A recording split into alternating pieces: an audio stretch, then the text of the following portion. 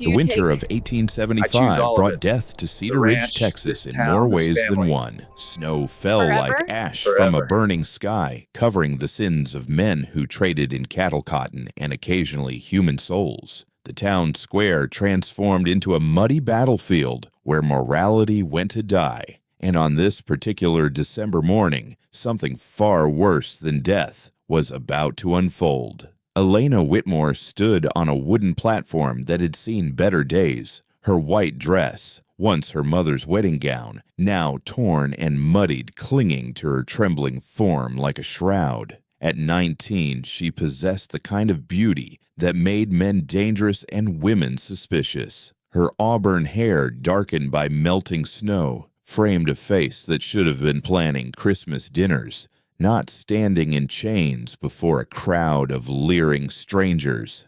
Gentlemen, what we have here is prime merchandise. The auctioneer's voice boomed across the square, cutting through the wind like a rusty blade.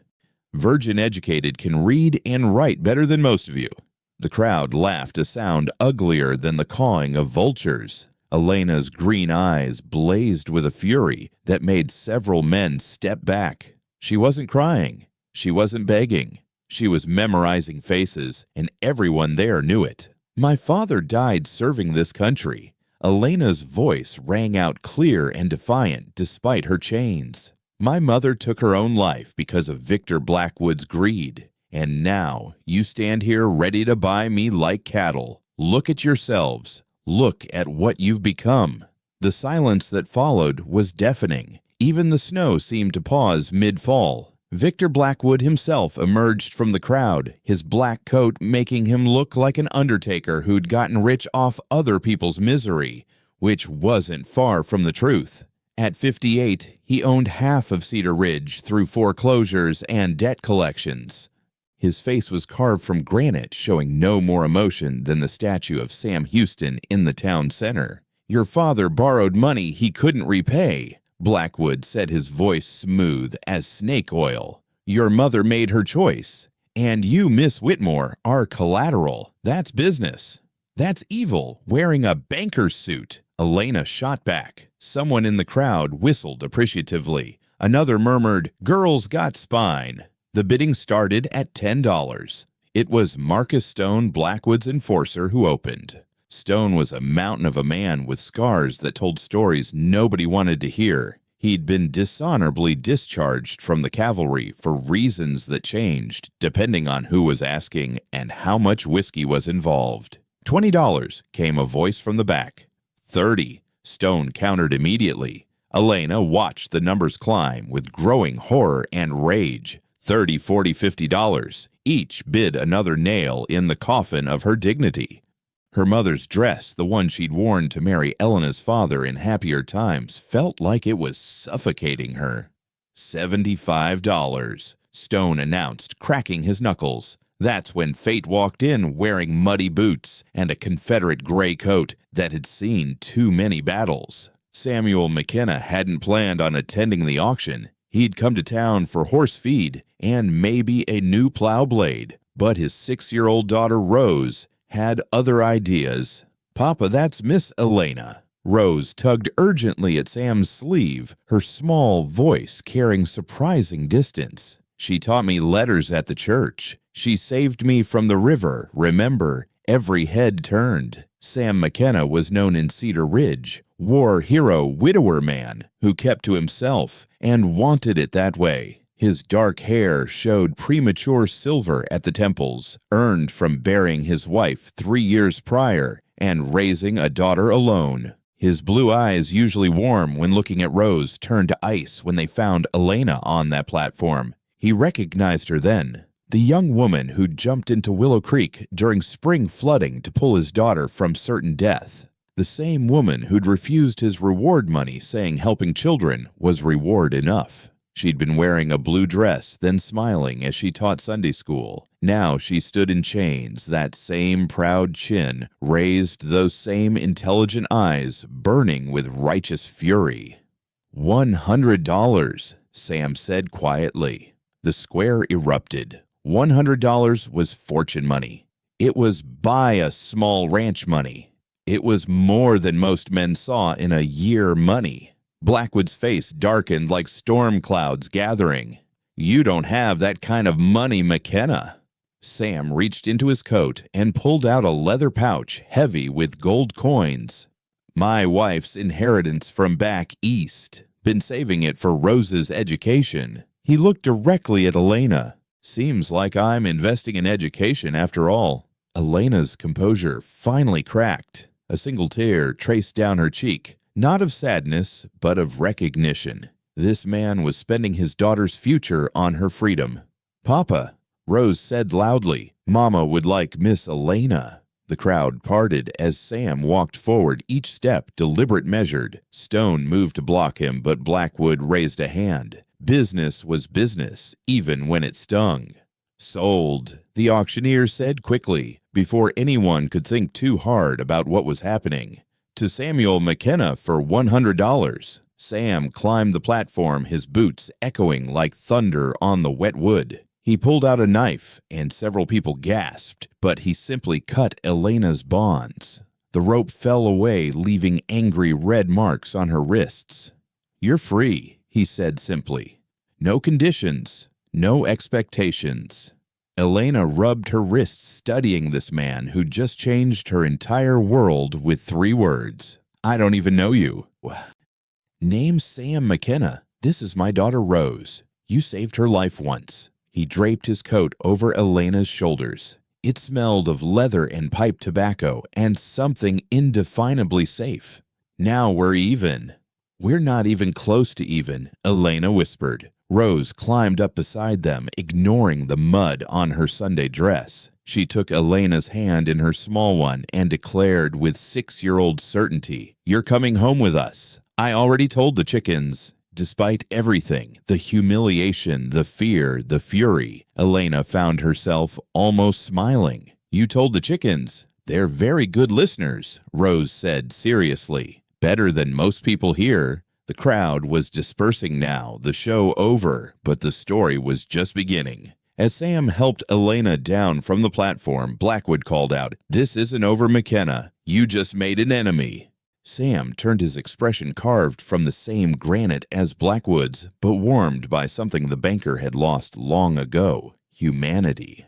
"I made a choice, Blackwood. The right one. That's something you wouldn't understand." As they walked away, Elena between Sam and Rose, like she'd always belonged there, the snow began falling harder, covering the muddy square in pristine white. But nothing could cover what had just happened. The redemption of Elena Whitmore hadn't just saved one woman. It had drawn battle lines in Cedar Ridge that would reshape the entire town. Behind them, Marcus Stone watched the trio disappear into the swirling snow. His hand went unconsciously to a locket in his pocket, a picture of a little girl who died in a fire he could have prevented if he'd been sober. Something stirred in his chest, something he'd thought dead as his daughter. Victor Blackwood stood alone on the platform, the wood creaking under his expensive boots. He'd just been publicly humiliated by a farmer with a conscience. But as his eyes tracked the small family walking away, something else flickered across his face. For just a moment, in Rose's defiant little stride, he saw another girl, his own daughter who died giving birth to a granddaughter he'd never acknowledged.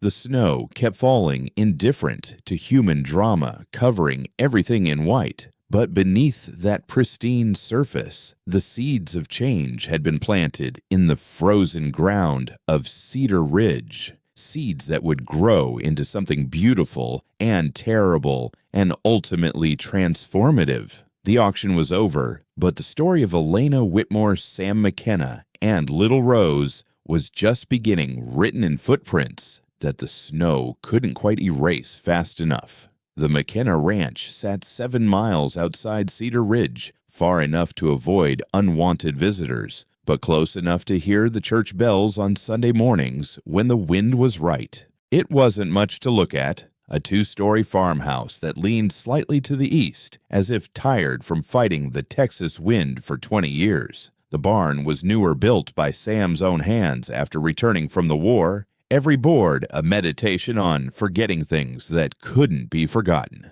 Elena Whitmore sat in the back of Sam's wagon Rose, chattering beside her like a sparrow who'd just learned the secret of flight. The blanket Sam had given her, wool rough but warm, couldn't stop her shaking. It wasn't the cold. It was the realization that she'd just been bought by a stranger, even if that stranger claimed she was free. Papa built the chicken coop himself. Rose was explaining, her small hands illustrating the dimensions. But the chickens don't appreciate proper architecture. Mama used to say chickens were critics without credentials. Elena found herself listening despite everything. Your mother sounds like she was wise. She was everything, Rose said simply, and for a moment the 6-year-old's face showed a grief too large for her years. Then, quick as summer lightning, the brightness returned. But she's watching from heaven, making sure Papa doesn't burn the cornbread. He burns it a lot. Sam's shoulders tensed at the mention of his wife, but he didn't turn around. His hands on the reins were steady, calloused from work that never ended. At 32, Samuel McKenna had lived enough lives for 3 men. Before the war, he'd been a schoolteacher in Virginia, believing education could save the world. The war taught him that some things couldn't be saved, only survived. Mr. McKenna, Elena began finding her voice. I need to understand something. Ask, Sam said, still facing forward. Why did you really buy me? And don't say it's because I saved Rose. You could have thanked me with a pie, not your daughter's education fund. The wagon rolled on for a full minute before Sam answered. My wife Margaret died giving birth to a son who lived 3 hours. 3 hours I got to hold him, tell him about his mother, promise him a future that was already ending. The doctor said if I'd gotten her to town sooner, if I'd had money for proper care. He paused, his voice rough. I couldn't save them, but when I saw you up there, proud and unbroken, despite everything, I thought maybe I could save someone. Maybe that would mean something. Elena absorbed this understanding flooding through her. So, I'm your penance. You're nobody's anything, Miss Whitmore. You're free to leave whenever you choose. But if you stay as a guest or an employee, if you prefer wages. Nothing more, nothing less. Papa needs help, Rose interjected with 6-year-old honesty. He can't braid hair, and he tells terrible bedtime stories. They're all about crop rotation and soil management. Despite everything, Elena found herself almost laughing. Soil management. Phosphorus content is apparently very important, Rose said solemnly, but it doesn't help princesses escape from towers. The ranch came into view as they crested a hill. It was modest but well-maintained, with a vegetable garden dormant under snow and a small orchard of apple trees that looked like skeletal hands reaching for the gray sky. Smoke rose from the chimney, suggesting warmth within. It's not much, Sam said, an apology in his tone. It's not a platform in a town square, Elena replied. That makes it paradise. As they pulled up to the house, a figure emerged from the barn. Thomas McKenna, Sam's younger brother, was everything Sam wasn't. Quick to smile, quick to joke, quick to run from anything resembling responsibility. At 28, he still had the look of a boy who'd never quite figured out how to be a man. Sam, you bought a horse, right? Please tell me you bought a horse and not... Thomas trailed off, seeing Elena. Dear God, Sam, what did you do? What needed doing? Sam said, helping Rose down from the wagon. Thomas's eyes went wide as recognition dawned. That's the Whitmore girl. Sam, the whole town's talking about how Blackwood was selling her to cover debts. You didn't. Please tell me you didn't just make an enemy of the most powerful man in the county. I did what was right, Sam said simply, offering Elena his hand to help her down. She took it briefly, her fingers cold even through her thin gloves. Right doesn't stop bullets, Thomas muttered, but he tipped his hat to Elena. Miss Whitmore, I'm Thomas, the smarter, better-looking McKenna brother. The unemployed McKenna brother, Sam corrected, who lives in my barn and eats my food. I provide comic relief and occasional manual labor, Thomas protested. It's a vital service. Elena looked between the brothers, seeing the affection beneath the bickering. It reminded her of her own family before the fever took her father and debt took everything else. Inside the house, the warmth was immediate and welcoming. The main room served as kitchen dining area and living space, dominated by a large fireplace that crackled with fresh logs. The furniture was simple but solid. A table Sam had clearly built himself chairs that didn't match, but looked comfortable, a rocking chair by the fire that nobody sat in. That was Mama's chair, Rose whispered to Elena. Papa won't let anyone sit there. He says it's still hers. Elena's heart clenched. The house was full of absence, a woman's touch in the curtains now fading, a sampler on the wall with half-finished embroidery, dried flowers in a vase that nobody had the heart to throw away. Your room would be upstairs, Sam said, not meeting Elena's eyes. It was the guest room. Has its own lock from the inside, if that matters to you. It did matter. It mattered more than she could say. Thank you, Elena managed. I'll show you. Rose grabbed Elena's hand, pulling her toward the stairs. It has a window that looks at the sunrise. Mama used to say it was the room where morning lived. As they climbed the stairs, Elena heard Thomas speaking quietly to Sam. You know Blackwood won't let this stand. He's got Marcus Stone on his payroll, and Stone's mean as a rattlesnake with a toothache. I know, Sam replied. So what's your plan? Make sure Miss Whitmore is safe. Make sure Rose is safe. Everything else is secondary. That's not a plan, Sam. That's a prayer. Sometimes they're the same thing. Upstairs, the room was simple but clean. A narrow bed with a quilt that looked handmade. A small dresser with a clouded mirror. A chair by the window. Rose was right. The view looked east toward where the sun would rise. Mama made that quilt, Rose said, running her small hand over the fabric. She said every stitch was a wish for happiness for whoever slept under it. Elena sat on the bed, overwhelmed. This morning she'd woken up in a cold cell awaiting sale like livestock. Now she was in a room with a handmade quilt, with a lock on the door, being treated like a human being by strangers who'd sacrificed everything to free her. Why are you crying? Rose asked, concern creasing her small face. Because, Elena said, wiping her eyes. Sometimes when you've been in the dark for so long, the light hurts at first. Rose climbed up beside her, patting Elena's hand with the casual affection children give before the world teaches them to be careful with their hearts. Papa cries sometimes too, at night when he thinks I'm sleeping. He looks at Mama's picture and tells her about his day, about me, about how the corn's growing. That must be hard for you to hear.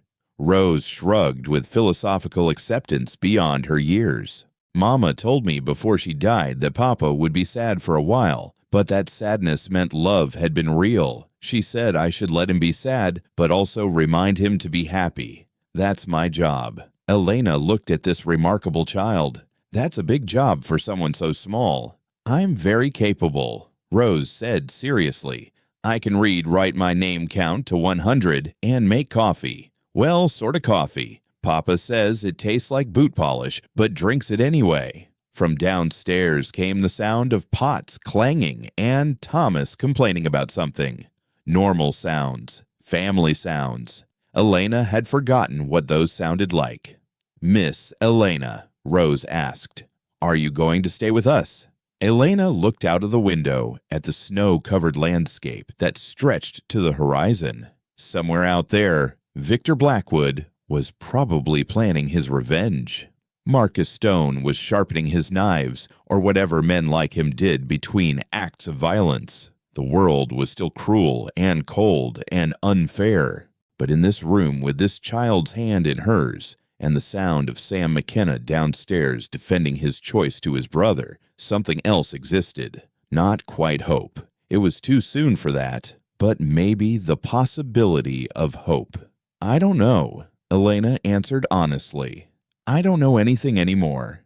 That's okay, Rose said, wisdom beyond her years shining in her eyes that were the same blue as her father's.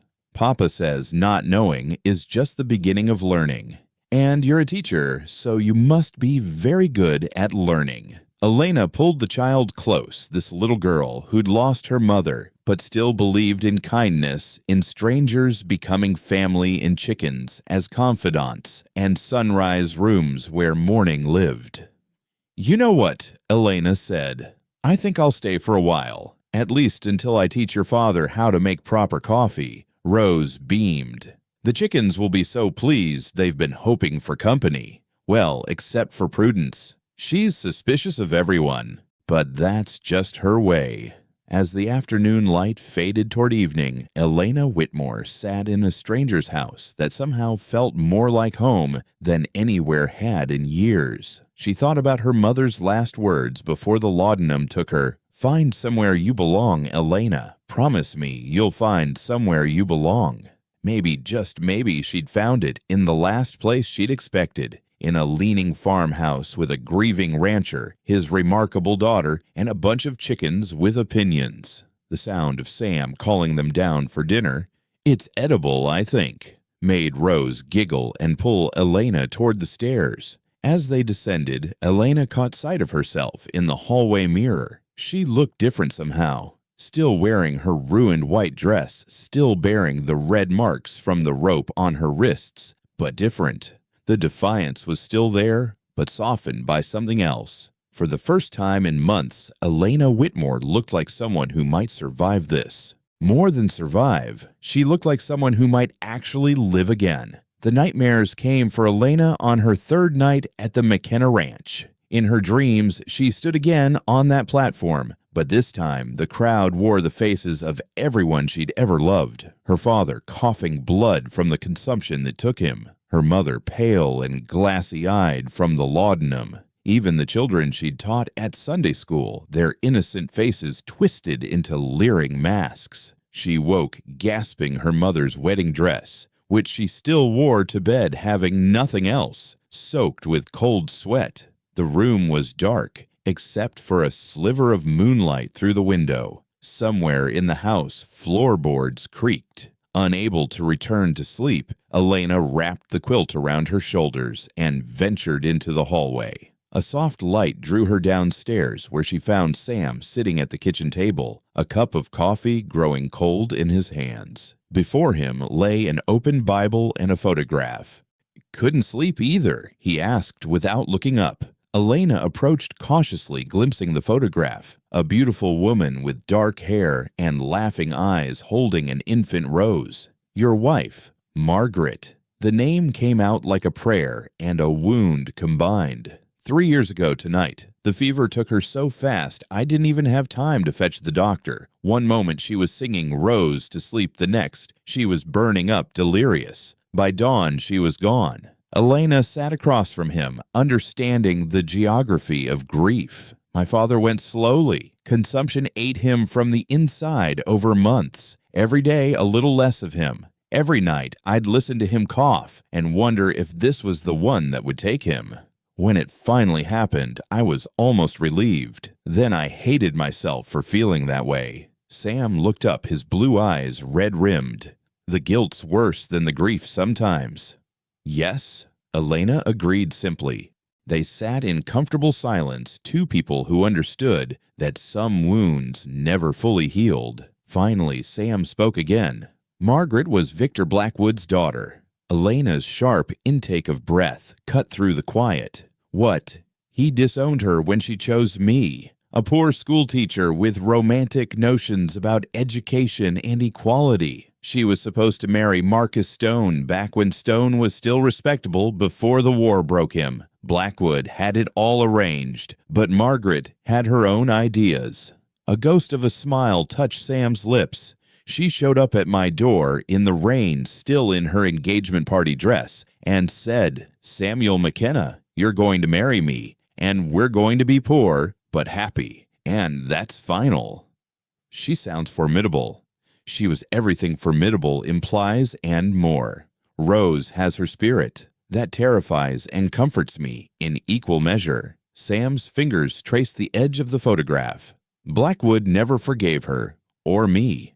When she died, he didn't even come to the funeral. His own daughter. Elena absorbed this revelation, understanding now why Sam's purchase of her freedom must have particularly stung Blackwood. He sees me as another daughter defying him. Maybe. Or maybe he sees a chance to punish me for taking Margaret. Men like Blackwood, they collect grievances like some collect stamps. What happened to Marcus Stone? Why didn't he marry Margaret? Sam's expression darkened. The war happened. Stone went in as a captain, came back as something else. They say he burned a church in Georgia with families hiding inside. Said it was orders, but... Sam shrugged. Orders don't excuse everything. He started drinking, got violent. Margaret's refusal to marry him might have saved her life. At least, that's what I tell myself. Elena pulled the quilt tighter. We're all haunted by something. What haunts you, Miss Whitmore, besides the obvious recent events? Elena was quiet for so long Sam thought she wouldn't answer. Then softly, I had a sister, Lily. She was 12 when the fever came. I was 17, old enough to help, old enough to know what to do. But I was at a dance. A stupid, trivial dance with Tommy Morrison, who I thought I loved. By the time I got home, Lily was delirious. She died calling for me, and I wasn't there. I was dancing. You couldn't have known, but I should have been there. I was her big sister. I was supposed to protect her. Elena's voice cracked.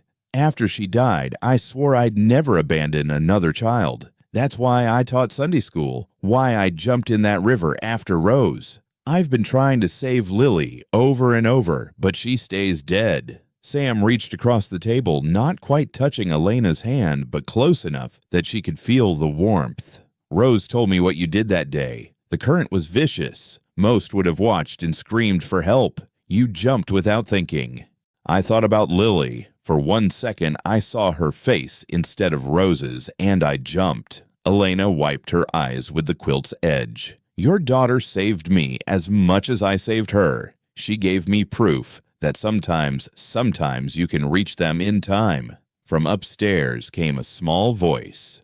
Papa, Miss Elena. Rose appeared on the stairs, dragging a stuffed rabbit that had seen better days. I had a bad dream. The platform was back, but this time they were selling you Papa. Sam opened his arms and Rose ran into them.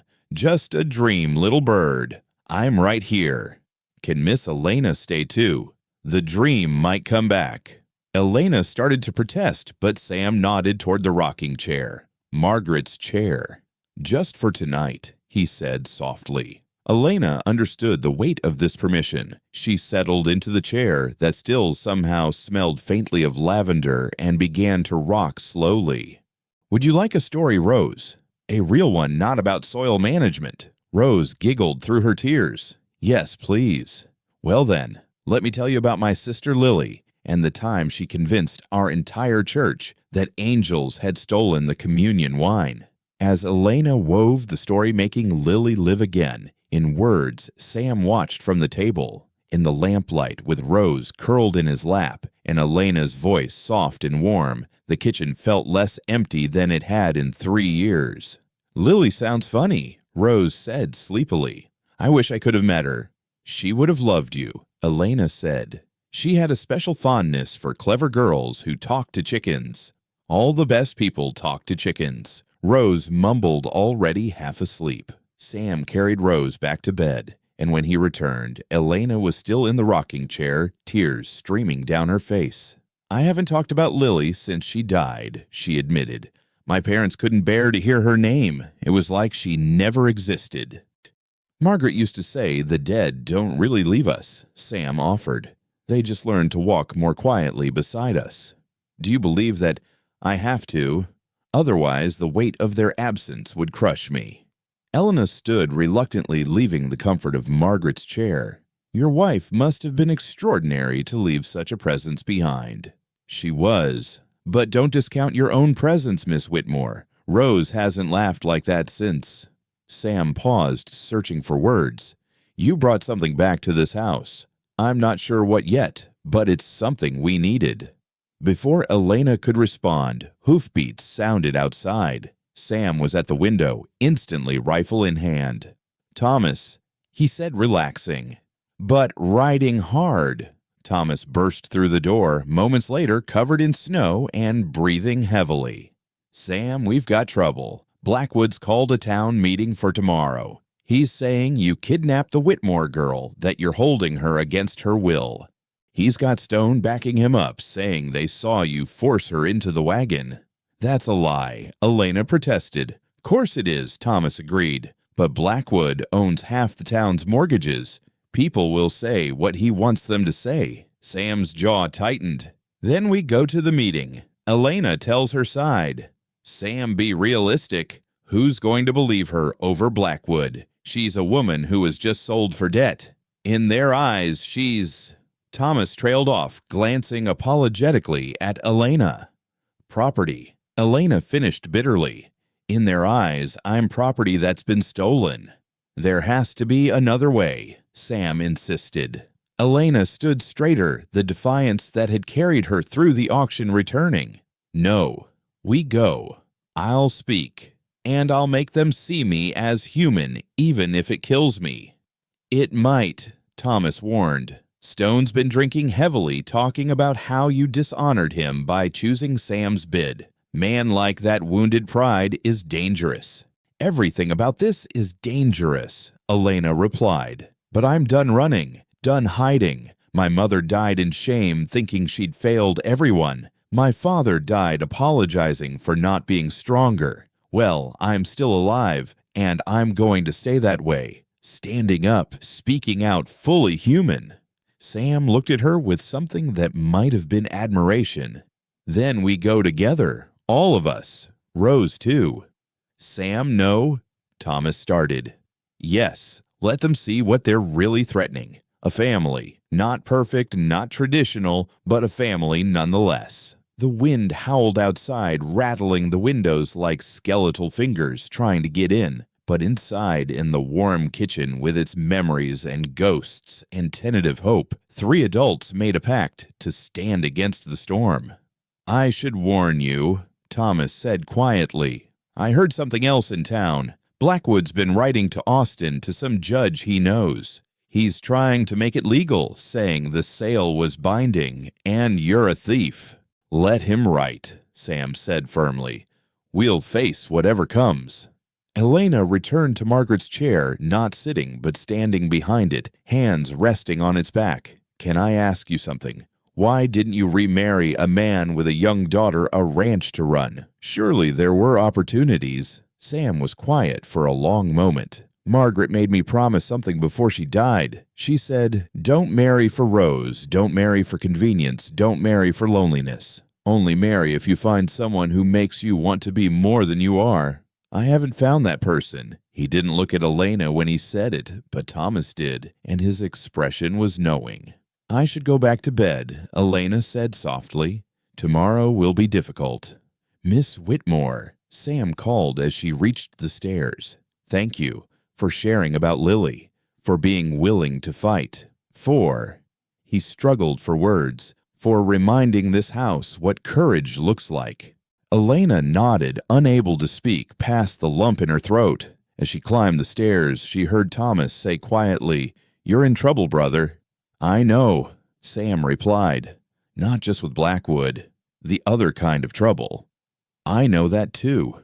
In her room, Elena looked out at the snowy landscape somewhere beyond which her past lay buried and her future remained unwritten. Tomorrow she would face the town that had watched her sold.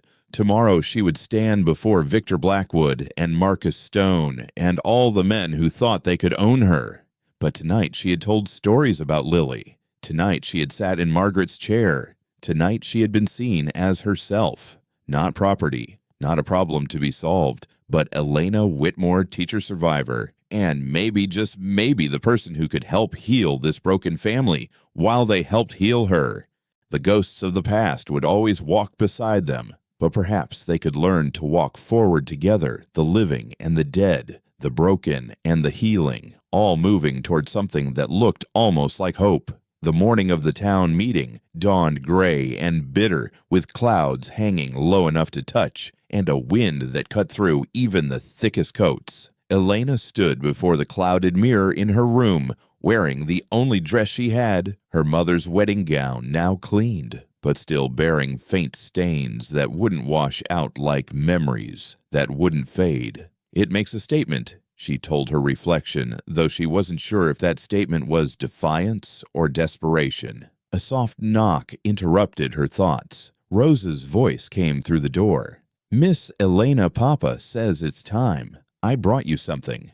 Elena opened the door to find Rose holding a blue hair ribbon slightly frayed but carefully preserved.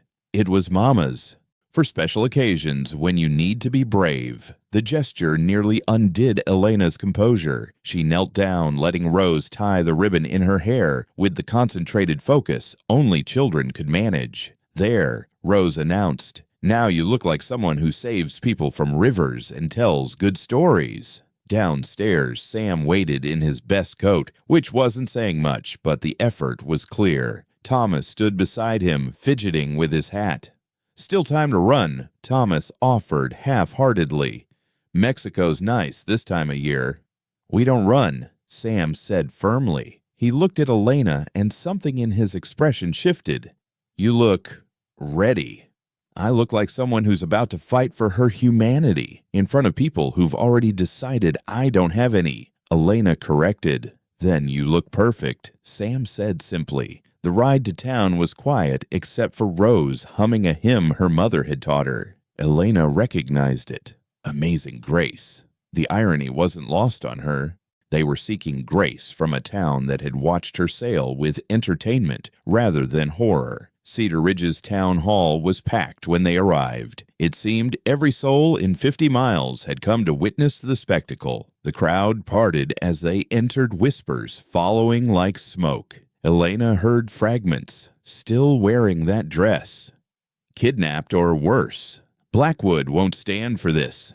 Victor Blackwood stood at the front, looking like Judgment Day in a black suit. Marcus Stone flanked him, his scarred face unreadable but his hand resting on his pistol. The message was clear. "Ah, McKenna." Blackwood's voice filled the hall. "Good of you to bring my property back." "She's not property," Sam said, his voice caring despite its quiet tone. "She's a free woman." "According to what law?" Blackwood produced a paper from his coat. "This is a legal bill of sale, signed, witnessed. She was sold to cover her family's debts, and you interfered with lawful commerce." Mayor Peterson, a thin man who looked like he'd rather be anywhere else, stood nervously. "Perhaps we should hear from Miss Whitmore herself." "Women don't have standing to testify in matters of commerce," Blackwood said smoothly. "This isn't a court," Sam countered. "It's a town meeting. Everyone has a voice here." Elena stepped forward before anyone could stop her. "Then let me use mine." The hall fell silent. Elena moved to the center, aware of every eye upon her. She saw familiar faces. Mrs. Henderson from the general store who'd sold her mother the laudanum that killed her. Deputy Collins who'd arrested her father for debt. Teacher Morrison who'd fired her from the Sunday school when the scandal broke. "You want to know what happened?" Elena's voice started soft but grew stronger. "Then I'll tell you. My father died serving this country, came back from the war with lungs full of blood and pride full of holes. He borrowed money from Mr.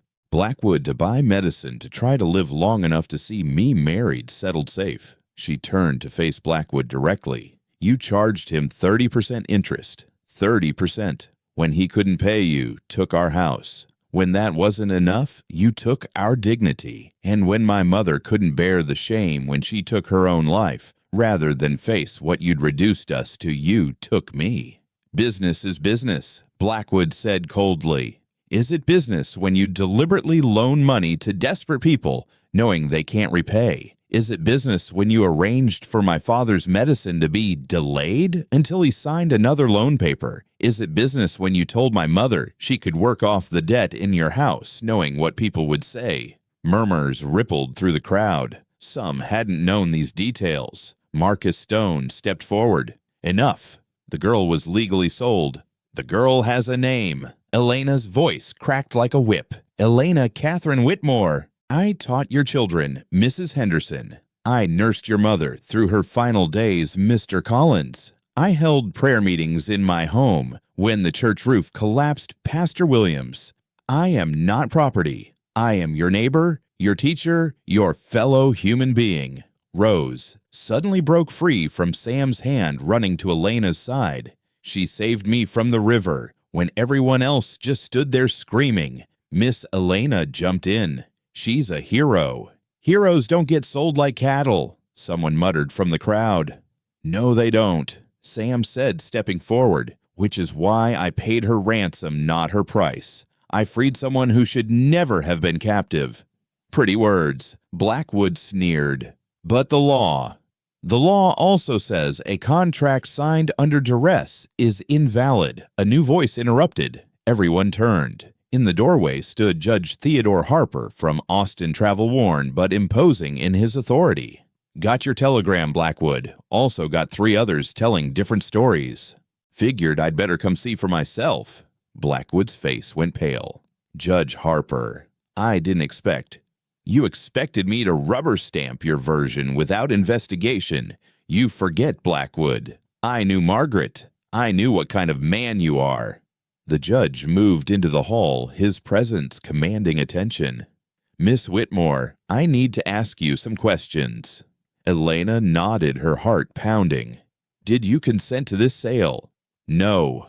I was dragged from my home, chained, and put on that platform. Were your father's debts legitimately incurred? My father was dying. Mr. Blackwood exploited his desperation. And Mr. McKenna, has he harmed you, threatened you, or constrained you in any way? Elena looked at Sam, then at Rose, clinging to her hand, then back at the judge. Mr. McKenna saved my life. He gave me a room with a lock, food without obligation, and treated me with more dignity than this town has shown me in months. If that's a crime, then justice is truly dead.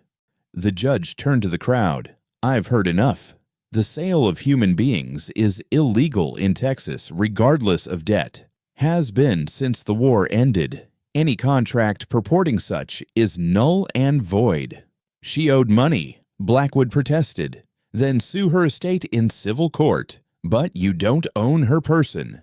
The judge's voice was final. Furthermore, I'm opening an investigation into your lending practices, Blackwood. Seems there's a pattern of predatory loans followed by convenient foreclosures. The crowd stirred uneasily. Many of them owed Blackwood money. Marcus Stone's hand moved to his gun. This ain't over.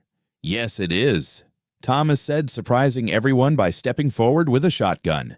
You pull that iron stone and I'll cut you in half. War's over. Time you acted like it. For a moment, violence hung in the air like morning mist. Then Stone laughed, bitter and harsh. You think you've won? You've got no idea what you've started, McKenna. I've started nothing, Sam replied. I've ended something that should never have begun. Suddenly, Mrs. Henderson spoke up from the crowd. The girl's right. We all watched. We all did nothing. We're all guilty. She taught my boy to read, another voice added. When I couldn't pay, she did it anyway. She held my daughter when she was dying of fever, Mrs. Collins admitted. Stayed 3 days and nights, never asked for anything.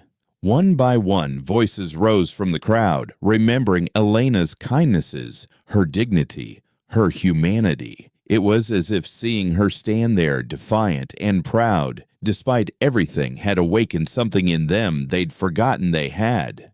Conscience. Blackwood's face grew darker with each testimony, but something else flickered in his eyes when Rose spoke up again.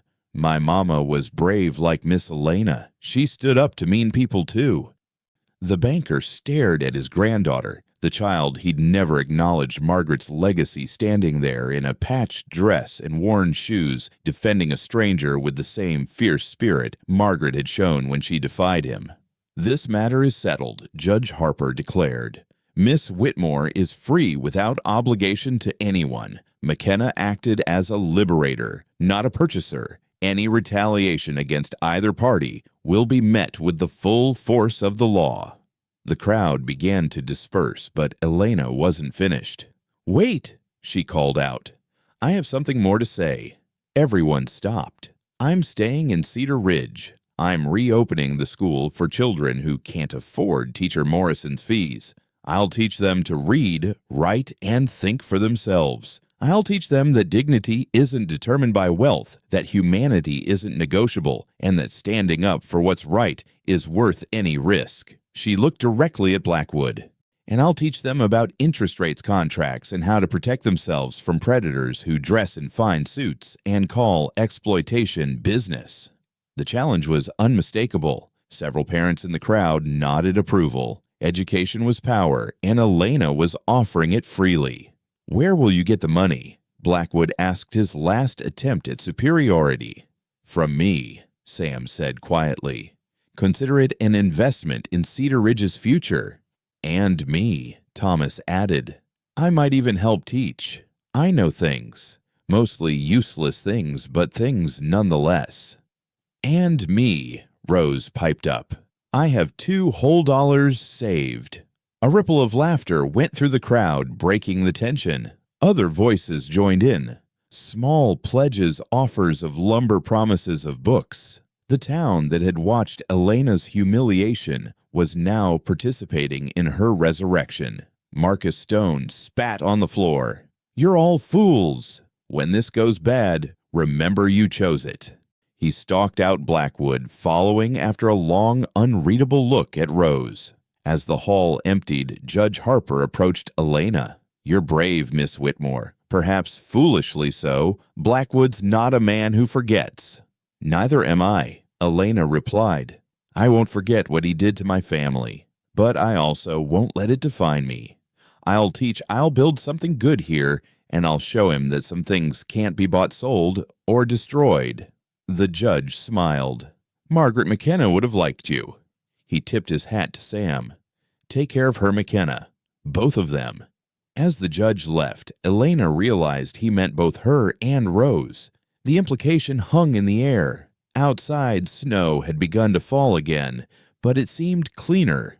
Somehow. Less oppressive. Rose danced in the flakes while Thomas helped Sam ready the wagon.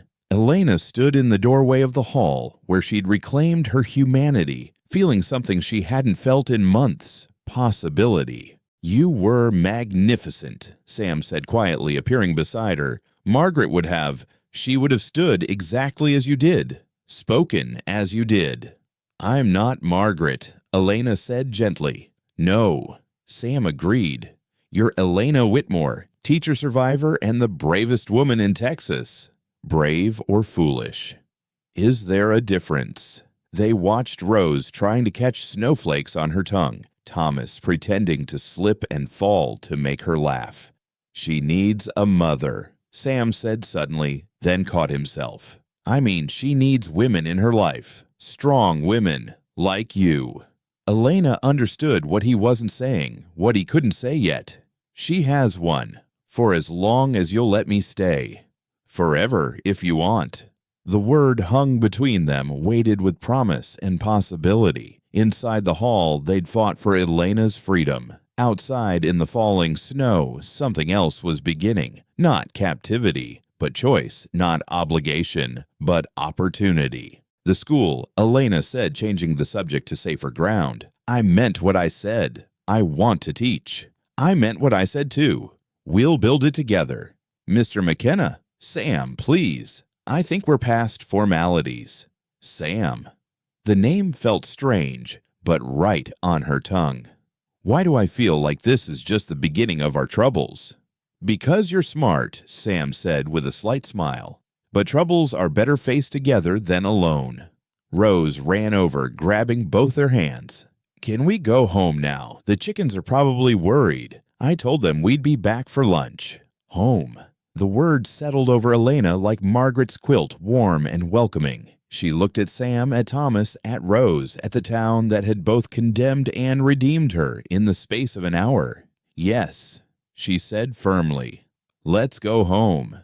As they walked to the wagon, Elena noticed something. The townspeople who'd stood silent at her auction were now nodding to her, acknowledging her humanity. It wasn't enough, might never be enough, but it was a beginning. Behind them, unseen Marcus Stone watched from the saloon window, a bottle in one hand and a photograph in the other, a picture of a little girl who died because her father was too drunk to save her from a fire. His eyes moved from Elena to Rose, and something shifted in his scarred face. Not quite redemption, not yet, but perhaps the first crack in the armor of his bitterness. Change was coming to Cedar Ridge, whether it wanted it or not. And at the center of it all, a woman in a stained wedding dress with a blue ribbon in her hair, walking toward a future she was determined to write herself. The snow kept falling, covering the old tracks, making room for new paths. And somewhere in the distance, church bells rang, not for a funeral or a wedding, but simply because it was noon,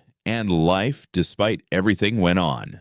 3 weeks after the town meeting, Elena stood in the kitchen of the McKenna Ranch, flour dusting her hands and determination set in her jaw. She'd made a decision that would shock everyone, including herself. But first, she had to perfect Margaret's cornbread recipe. Rose had been very specific about this. "More honey," Rose instructed from her perch on the counter legs swinging. "Mama always said cornbread without enough honey is just sad corn." "Your mother sounds like she was a philosopher," Elena said, drizzling more honey into the batter. "She was everything," Rose said matter-of-factly, then added, "but you're something too. Something different, but good." The kitchen door burst open, bringing Sam and a gust of cold air. He'd been working since dawn, repairing fences that mysterious vandals, certainly not Blackwood's men, kept damaging. His face was weathered from the wind, but his eyes warmed when he saw them.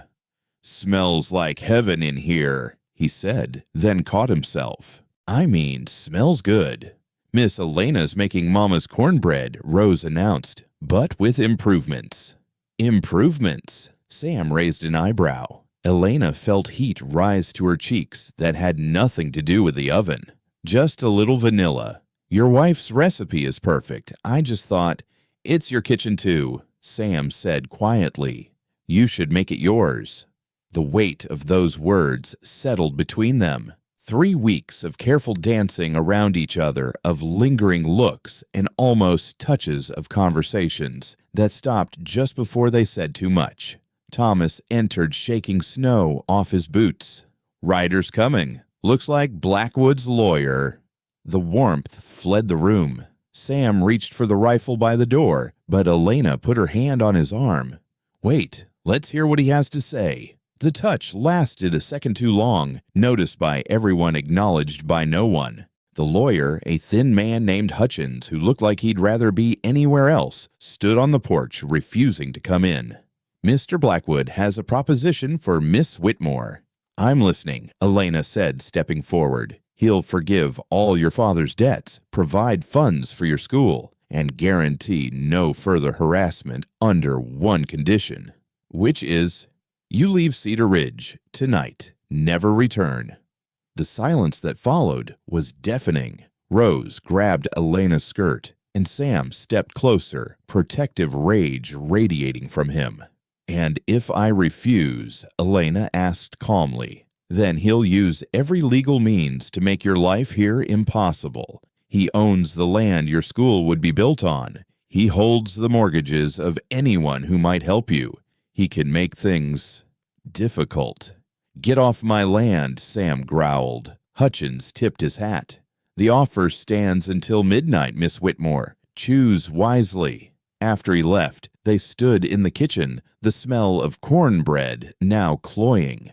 Rose was crying silently, and Thomas was cursing under his breath. But Sam just looked at Elena, waiting.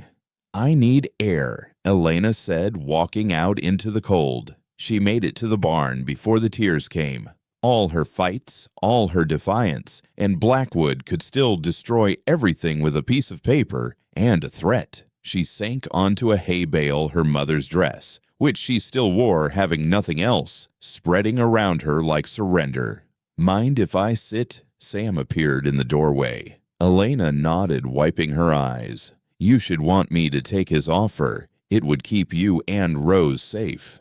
"Probably," Sam agreed, sitting beside her. "But I'm selfish. I don't want you to go." "Why?" The question came out as barely a whisper. Sam was quiet for so long, Elena thought he wouldn't answer.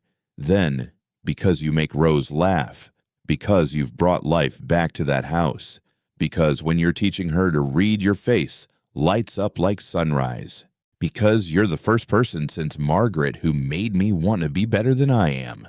Sam, I know it's too soon. I know you've been through hell. I know I have no right to ask anything of you, but I also know that if you leave tonight, I'll spend the rest of my life regretting not saying this. Stay. Please stay. Elena looked at this man who'd saved her without asking for anything in return, who'd given her dignity when the world tried to strip it away. I can't be Margaret. I don't want you to be. I want you to be Elena. Fierce, brave, slightly terrifying Elena who puts vanilla in cornbread and teaches children to think for themselves. People will talk. They'll say you bought me, that I'm paying a debt with my I'll let them talk. Sam's voice was firm. We know the truth. And what is the truth? Sam turned to face her fully. The truth is, I'm falling in love with you. Not because you need saving, not because Rose needs a mother, but because you're you. And if that's not enough reason to stay and fight, then I don't know what is. Before Elena could respond, Rose appeared in the barn door, Thomas behind her. I have something to say, Rose announced with 6-year-old authority. Rose, this is adult business, Thomas started. No, it's family business, Rose corrected. And Miss Elena is family. She marched up to Elena, pulling a folded paper from her pocket. I wrote this all by myself. Well, Uncle Thomas helped with some words.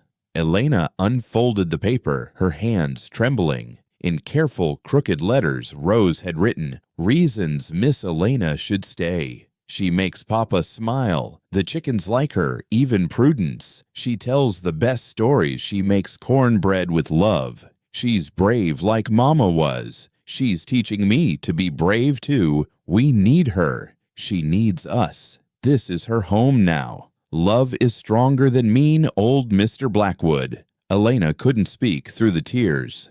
Rose climbed into her lap, small arms wrapping around her neck. Please don't go. We just found you. You know what? Elena said, suddenly fire returning to her voice. You're right, all of you. This is my home. That's my kitchen. That's my family. And I'll be damned if I let Victor Blackwood take another thing from me. She stood Rose still in her arms and faced Sam. But if I stay, things change. I won't be the rescued woman living on charity. I won't be the guest who might leave. If I stay as an equal partner in everything. The ranch, the school, the fight that's coming. Agreed, Sam said immediately.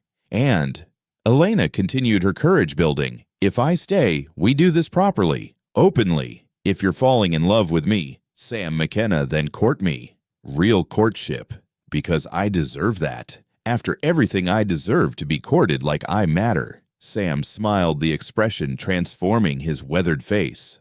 Also agreed. Thomas cleared his throat. Not to interrupt this moment, but we still have the Blackwood problem. Elena set Rose down and squared her shoulders.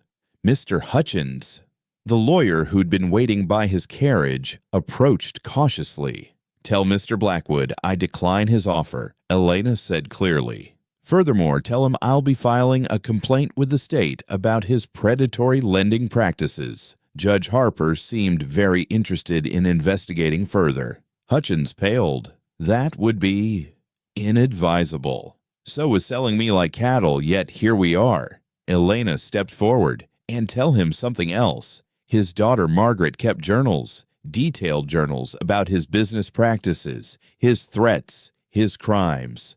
I found them in her room. If anything happens to anyone on this ranch, those journals go to Austin. It was a lie. There were no journals, but Hutchins didn't know that, and neither would Blackwood. You're making a powerful enemy, Hutchins warned. I'm making a stand, Elena corrected. There's a difference. After Hutchins left, they stood in the yard, snow beginning to fall again. You know he'll retaliate, Thomas said. Let him try, Elena said. I've lost everything once, survived it. Whatever he does, we'll face it together. Together, Sam agreed, taking her hand. It was the first time he'd held it since helping her from the auction platform. This time she didn't let go. Rose danced around them. "Does this mean Miss Elena's staying forever?" "If she'll have us," Sam said, looking at Elena. "Forever's a long time," Elena said softly. "But I think we could start with tomorrow and see how it goes."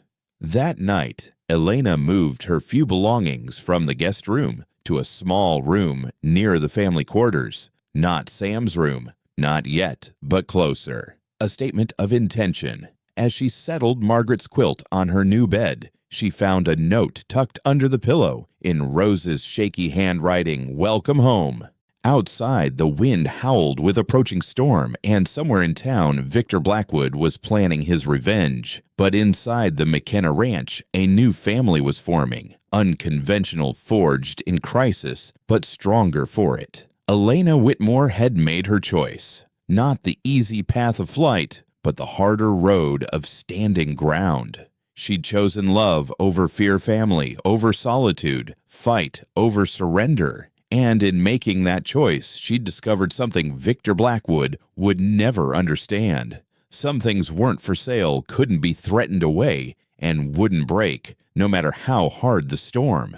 The cornbread burned while they were all outside confronting Hutchins, but nobody minded. Rose declared it dramatically crispy, and they ate it anyway, laughing around the table like they'd been a family for years instead of weeks. That night, Sam played his fiddle for the first time since Margaret died, a slow melody that spoke of sorrow, transforming into something else. Elena taught Rose a clapping game her sister Lily had loved. Thomas told terrible jokes that made them groan and laugh in equal measure. And in the morning, they would begin building the school, despite Blackwood's threats, despite the town's gossip, despite everything. Because Elena Whitmore had decided to stay, and that decision would change everything, not just for her, not just for the McKennas, but for all of Cedar Ridge. The choice had been made. Now came the living with it, the fighting for it, the proving that love and courage could triumph over power and cruelty. The real story was just beginning.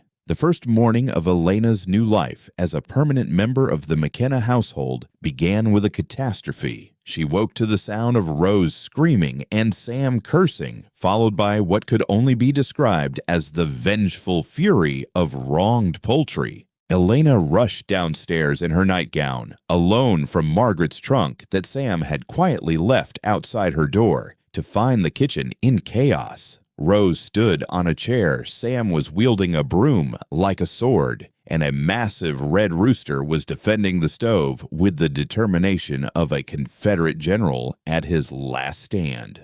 "That's Napoleon," Thomas explained from the doorway, coffee cup in hand, making no move to help. "He's decided the kitchen is his territory." "Since when?" Elena demanded. "Since about 10 minutes ago. He came in through the window Rose left open and declared war on breakfast." Napoleon fixed Elena with a beady eye, and Crow challenged directly at her. "Oh, for heaven's sake," Elena muttered. She grabbed Margaret's apron from its hook, snapped it like a whip, and advanced on the rooster. "Out, this is my kitchen, you feathered tyrant." What followed was a dance of dominance that would become ranch legend. Elena, wielding the apron like a bullfighter's cape, herded Napoleon toward the door while he attempted to establish his authority through intimidation and strategic pecking. Sam tried to help, but Elena waved him off. "This is between me and the rooster," she said grimly. Finally, after a particularly aggressive lunge from Napoleon, Elena grabbed him mid-flight, tucked him under her arm like an unruly package, and marched him outside. She deposited him in the yard with a firm, "The kitchen is mine. Accept it." Napoleon ruffled his feathers, gave one last indignant squawk, and strutted away with as much dignity as a defeated rooster could muster. When Elena returned, Sam, Thomas, and Rose were staring at her with something approaching awe. "You just outstubborned Napoleon," Thomas said. "Nobody outstubborns Napoleon." "Mama tried for 2 years," Rose added wonderingly. "She said he was too proud to bend." Well, he hadn't met me yet, Elena said, tying the apron around her waist with decisive movements. Now, who wants breakfast? That small victory set the tone for the weeks that followed. Elena wasn't replacing Margaret. She was carving out her own space, her own role, her own way of being in this family. The school building began 5 days later. Sam had secured lumber through a trade with the Hennessy Ranch, 2 horses for enough wood to frame a single-room schoolhouse. The location was provocative, a patch of land at the edge of the McKenna property, visible from the main road. Everyone passing would see it rising. It's a declaration of war, Thomas warned as they laid the foundation. It's a declaration of independence. Elena corrected hammering nails with more enthusiasm than skill. The first volunteers arrived unexpectedly. The widow Patterson, whose grandson couldn't afford the town school, brought her 2 grown sons. "You taught my sister to read 20 years ago," she told Elena. "Before the consumption took her, she wrote me letters. First letters I ever got. I owe you for that." Then came Juan Vasquez and his 3 brothers vaqueros from the neighboring ranch. "You pulled the boss's daughter from the river," Juan said simply. "We remember." By noon, 12 people were working on the school. By evening, 20. They brought tools, lumber food. Mrs. Chen from the laundry brought dumplings. The Hendersons brought apple cider. Even gruff old Silas Worth, who hadn't spoken to anyone since his son died in the war, showed up with a bag of nails and a determination to be useful. "It's turning into a barn raising," Sam marveled, watching the community come together. "It's turning into something else," Elena said softly. "It's turning into hope." But not everyone was pleased. On the 3rd day of construction, Marcus Stone arrived with 5 men, all armed, all looking for trouble. "Building without a permit," Stone announced. "That's illegal." "Since when do we need permits for education?" Sam challenged, stepping forward. "Since Mr. Blackwood decided you do." Stone's hand rested on his pistol. "Tear it down or we will." The workers tensed hands, moving to hammers and tools that could become weapons. The moment balanced on a knife's edge. Then Rose did something unexpected. She walked right up to Marcus Stone, looked up at his scarred face, and said, "You look sad." Stone blinked, thrown completely off guard. "What?" "You look sad like Papa did after Mama died. Did someone you love die too?" The big man's face went through a series of expressions: anger, confusion, and then something raw and painful. "Get away from me, kid."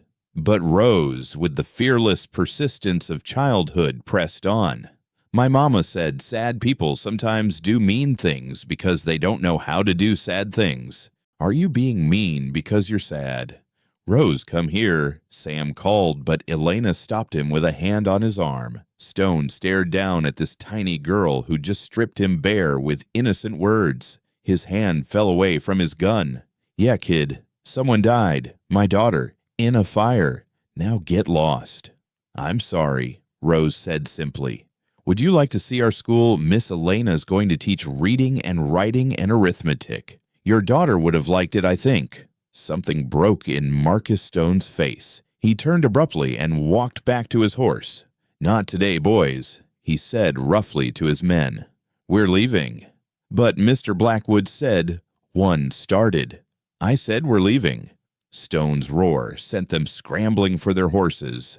As they rode away, Rose waved. Stone didn't wave back, but he looked over his shoulder once, and the expression on his face was no longer that of Blackwood's enforcer. It was the face of a grieving father who'd just been reminded that little girls were precious, and school buildings were dreams, not threats.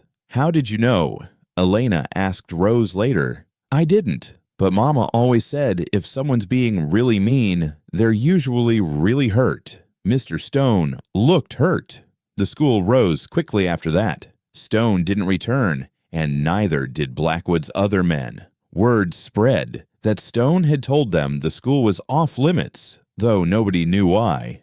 Elena established routines that slowly became traditions. Morning coffee with Sam on the porch, watching the sunrise paint the mountains gold. Reading lessons with Rose after lunch. the child's quick mind absorbing everything, like drought-broken soil drinking rain. Evening walks where she and Sam talked about everything except the growing feeling between them, while Thomas played chaperone with decreasing subtlety. Just kiss her already. Thomas finally exploded one evening after Sam and Elena had spent 10 minutes discussing the fascinating topic of fence post placement while standing close enough to share breath. "Thomas," Sam exclaimed, mortified, "what you're courting like it's 1850. Some of us would like to see resolution before we die of old age." Elena laughed, a sound that was becoming more common. "Your brother's right, Sam. Your courtship is very careful." "I want to do it right," Sam said stubbornly. "You deserve—" Elena stopped him by standing on her toes and kissing his cheek, a touch light as butterfly wings but devastating in its impact. "I deserve honesty, and honestly, careful is starting to feel like hesitation." She walked inside, leaving both brothers staring after her. "She's going to be the death of you," Thomas observed cheerfully. "Probably," Sam agreed, touching his cheek where her lips had been. But what a way to go. The next test came 2 weeks later. Elena had been teaching in the partially completed school, walls up, roof on, but no windows or proper door yet, when 5 children from town arrived. Not the poor children she'd expected, but merchant families' kids, including Banker Hutchins's daughter. "Our parents don't know we're here," 12-year-old Mary Hutchins admitted. "But Teacher Morrison only teaches what he thinks girls need to know, sewing and scripture. You are going to teach us real things, mathematics and history and science." Elena looked at these brave children who defied their parents for education. "If I teach you, there will be consequences." "We know," Mary said firmly, "but knowing things is worth consequences." So Elena taught them knowing word would get back to their parents, knowing Blackwood would hear, knowing this was escalation. But she taught them algebra and astronomy, poetry and politics, all the things girls weren't supposed to need but desperately wanted. The explosion came at dinner 3 nights later. Sam had just said grace when the door burst open. Hutchins stood there with 4 other fathers, all prominent townsmen. "You're corrupting our daughters," Hutchins accused, pointing at Elena. "I'm educating them," Elena corrected calmly, not rising from the table. "Teaching them to question, to think, to want more than their station." "Yes," Elena agreed simply. "I am." My Mary came home talking about women's suffrage, about Mary Wollstonecraft, about things no decent girl should know. Rose piped up from her seat. "Why shouldn't decent girls know things? Are we supposed to be stupid? Children should be seen and not heard," one of the fathers snapped. "That's exactly the thinking I'm trying to correct," Elena said, standing now. "Your daughters are brilliant. Mary solved geometric proofs that would challenge college students. Emma Wilson writes poetry that would make you weep. Lucy Patterson has a gift for languages. But you want them ignorant and obedient instead of educated and extraordinary. We want them marriageable." Hutchins exploded. "Then you want them diminished," Elena shot back. "And I won't be part of that." "You will stop teaching them, or what?" Sam stood moving beside Elena. "You'll what exactly?" The fathers exchanged glances, suddenly aware they were in Sam McKenna's house, threatening his whatever Elena was to him.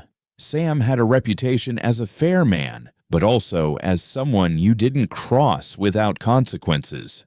"This isn't over," Hutchins warned, but he was already backing toward the door. After they left, Elena slumped in her chair. "I'm bringing trouble to your door again."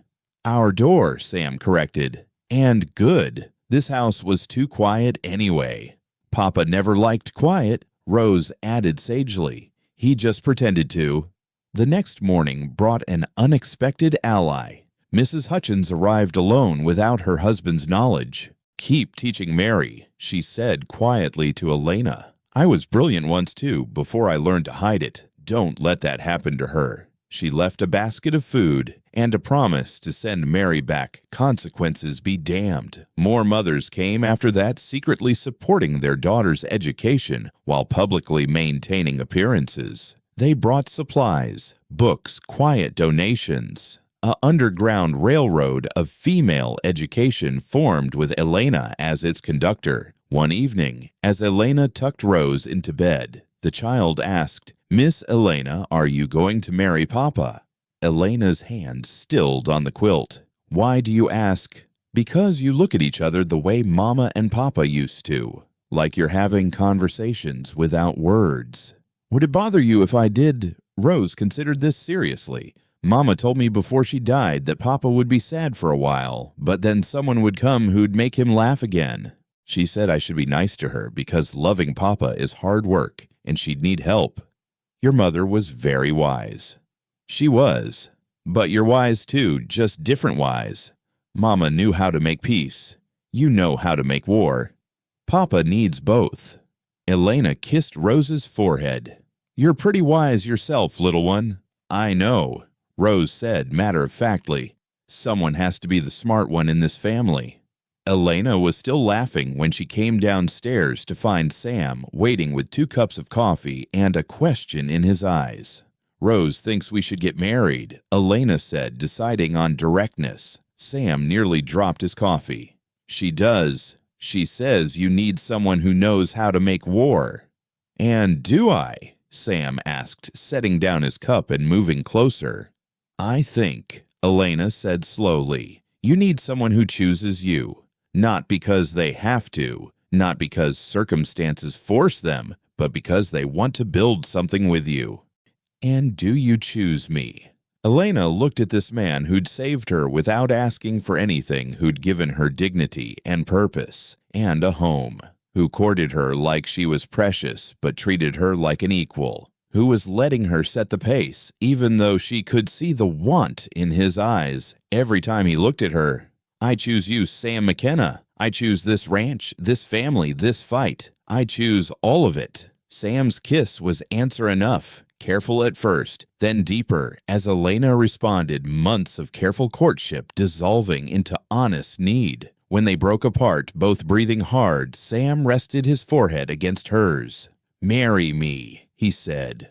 "Not because you need protection, not because Rose needs a mother, but because I love you and can't imagine a single day without you in it." "Yes," Elena said simply. "But not yet." Sam pulled back, confused. "First, we finish the school. First, we establish that I'm not marrying you for protection from Blackwood. First, we do this right. I won't have anyone saying I traded my freedom for your name." "How long?" "Until spring. When the school's running, when the town accepts it or doesn't, when everyone knows I'm choosing you from strength, not weakness." Sam kissed her again, softer this time. "Spring then. But I'm going to court you properly until then. Flowers, bad poetry, the works." "Please, no poetry." Elena laughed. "Rose already told me about your attempts. Comparing my eyes to fertile soil was mentioned." That was taken out of context. They were still laughing when Thomas walked in, took one look at them, and said, "Finally, Rose owes me $2. She bet you wouldn't figure it out until Christmas." The small house filled with warmth despite the winter wind outside. They'd built something here, not just walls and a roof, but a family. Unconventional, forged in crisis, but stronger for it. The school was rising, the community was changing, and Elena Whitmore had found her home. Outside, the first winter storm was building, but inside they were safe, together, chosen. And in spring, there would be a wedding. But first, there was a school to finish, a town to transform, and a banker to defeat. The building of home was more than hammering nails and raising walls. It was these moments: Napoleon the Rooster learning his place, Rose teaching Marcus Stone about sadness, mothers secretly supporting their daughters' dreams, and 2 damaged people choosing to build something new from the ashes of their losses. Winter was here, but spring was coming, and with it, everything would change. Christmas Eve arrived in Cedar Ridge with a blizzard that seemed determined to bury the past, along with the prairie. Elena stood in the completed schoolhouse, running her fingers along the freshly carved sign above the blackboard, "Knowledge is freedom." Sam had worked on it for weeks in secret, presenting it that morning with the shy pride of a schoolboy offering an apple to his teacher. "It's perfect," she'd told him, and meant it. Now, with snow piling against the windows and wind howling through the rafters, she prepared for what might be the most important night of her life. Not her wedding, that would come in spring, but the Christmas Eve gathering that would determine whether Cedar Ridge accepted or rejected everything she'd built. "They might not come," Thomas warned, helping her arrange benches. "Blackwood's been making threats all week. Anyone who attends risks their mortgages being called in." "They'll come," Elena said with more confidence than she felt. "People need hope more than they fear debt." Rose burst through the door, snow-covered and breathless. "Papa says to come quick. There's a wagon stuck in the snow." They rushed out to find a sight that stopped Elena's heart. A fancy carriage half buried in a drift, and beside it, Victor Blackwood himself struggling to free someone trapped inside. "Help me!" he shouted, all pretense of dignity gone. "She's hurt." Sam was already wading through the snow. Inside the carriage lay a young woman, unconscious blood seeping from a head wound. She looked perhaps 25, with Blackwood's sharp features softened by youth. "My daughter," Blackwood said, his voice breaking. "Victoria. She came from San Antonio for Christmas. The driver's dead. The horses bolted. Please." They carried Victoria to the ranch house, Elena taking charge with the medical knowledge she'd gained nursing her father. The girl was beautiful, with dark hair and pale skin, wearing a dress that cost more than most families saw in a year. As Elena cleaned the wound, Victoria's eyes fluttered open, green like Elena's own. "Where?" she whispered. "You're safe," Elena assured her. "You're at the McKenna Ranch." Victoria's eyes widened. "You're her, the teacher. Father's told me about you." "Nothing good, I'm sure." "No," Victoria agreed weakly, "but he's usually wrong about people." She tried to sit up, winced, and lay back. "Is he here?" "In the kitchen wearing out my floor with pacing," Elena said, still trying to control everything, even floorboards. Victoria's smile was rueful. "You stood up to him. Nobody does that." "Your sister did," Elena said quietly. "Margaret." Victoria's face crumpled. "I was 12 when she left. Father forbade us to speak of her, but I remembered. She was brave like you're brave." As Elena tended Victoria, she learned the young woman's story. Educated in San Antonio, independently wealthy from her mother's family, returning to reconcile with a father she hadn't seen in 3 years. "I heard about what he did to you," Victoria said. "The auction. I came to stop it, but I was too late. When I heard someone had freed, you defied him. I thought maybe things could change." "Maybe he could change." "People rarely change," Elena said gently, "but circumstances do." "I'm pregnant," Victoria confessed. "No husband. The father was killed in a range war. I came home because I had nowhere else to go." Elena's hands stilled. An unwed pregnant daughter would destroy Blackwood's reputation, his standing, everything he'd built on respectability and judgment of others. "Does he know?" "Not yet. I was going to tell him tonight. Christmas seemed like a time for miracles or disasters, and I wasn't sure which this would be." Blackwood appeared in the doorway, his usual commanding presence reduced to worried father. "How is she?" "She'll recover," Elena said, then made a decision that surprised everyone, including herself. "She should stay here tonight. The storm's too bad to move her." "Here." Blackwood's voice was incredulous. "In your house." "In our home," Sam corrected from behind him. "Where we care for people who need help, regardless of who their father is." The two men faced each other, years of animosity crackling between them. Then Rose squeezed past them all, climbing onto the bed beside Victoria. "You're pretty," she announced. "You look like your sister Margaret. She was my mama." The room froze. Blackwood stared at Rose, his granddaughter whom he'd never acknowledged. Victoria gasped, reaching out to touch Rose's face. Margaret's daughter. But Father says a lot of things. Rose interrupted with 6-year-old wisdom. Most of them aren't true. Would you like to see my drawings? As Rose chattered to Victoria, showing her the precious drawings, including the one of their small family, Blackwood stood transfixed. Here was Margaret's child, bright and brave and beautiful, raised by the man he'd tried to destroy. She has Margaret's eyes, he said quietly, and her spirit, Sam added. The spirit that chose love over money, freedom over control.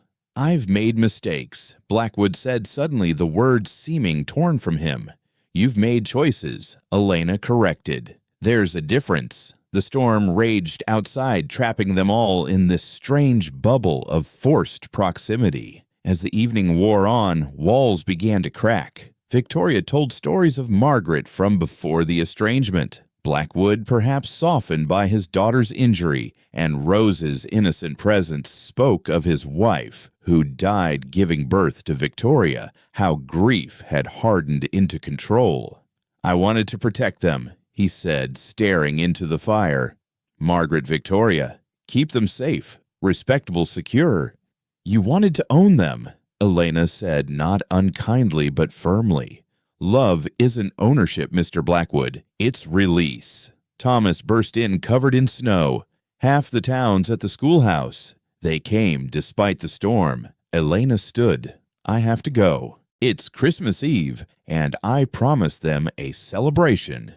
In this weather, Blackwood protested. Especially in this weather. When else do we need light more than in the darkness? She bundled up. But before she could leave, Victoria caught her hand. I'll tell him tonight about the baby. Would you come back after I might need someone who understands scandal? Elena squeezed her hand. I'll come back. The schoolhouse was indeed half full, families who'd braved the storm for the promise of community. The Pattersons, the Vasquez brothers, even Mrs. Hutchins with Mary. But also surprises. Deputy Collins, the Hendersons people who'd watched her auction in silence, but came now in support. We were cowards before, Mrs. Henderson said simply. This is apology and promise both. Elena had planned Lessons Carol's ratings, but instead, she found herself telling the story of the night. Blackwood's daughter injured Victoria's kindness, Rose bridging gaps with childish wisdom. Change doesn't come from grand gestures, she said. It comes from small moments, from choosing kindness when cruelty would be easier, from seeing people as human even when they haven't seen you that way. Even Blackwood, someone asked skeptically. Especially Blackwood. Hate breeds hate. But sometimes grace breeds grace.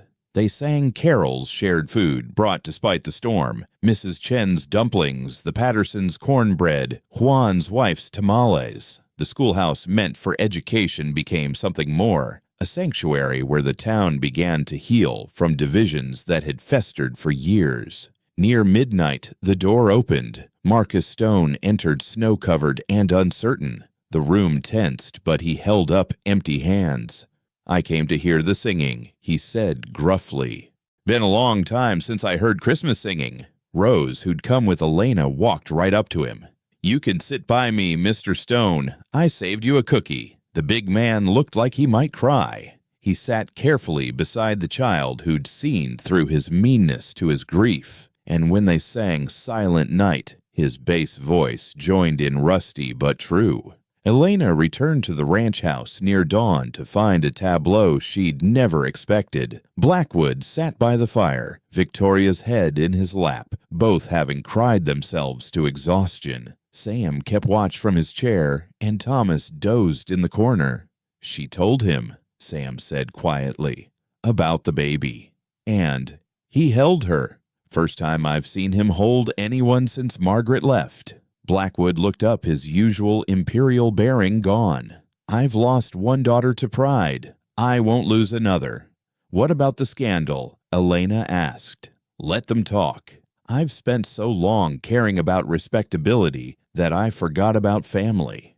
He looked at Rose, curled up beside Victoria on the sofa. "I have a granddaughter I've never acknowledged, another grandchild coming without a father. Maybe it's time I learned the difference between reputation and character." "That's a start," Elena said carefully. "I won't call in the mortgages for people who attended tonight," he added. "And the school can stay." "Why?" Blackwood was quiet for a long moment. "Because my daughter, Margaret, would have wanted it. Because Victoria needs a place where her child can learn without shame. Because that little girl," he nodded at Rose, "deserves better than the world I've built." It wasn't an apology. It wasn't redemption. But it was a crack in the armor, a possibility of change. Victoria stirred, reaching for Elena's hand. "Will you help me? When the baby comes, I know it's asking a lot." "It's asking for family," Elena corrected. "And that's what we do here. We become family through choice, not blood. Even for Blackwoods. Especially for Blackwoods who are trying to be better."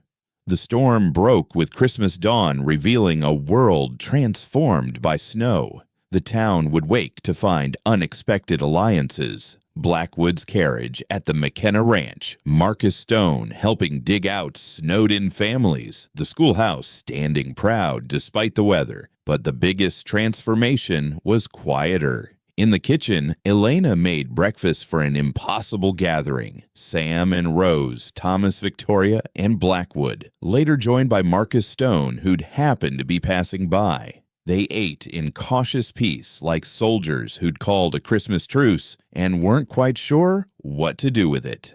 "This changes things," Blackwood said finally. "Everything changes things," Elena replied. "The question is whether we change with them or against them." Rose, with the wisdom of innocence, added, "Mama used to say family isn't about blood, it's about who shows up for breakfast."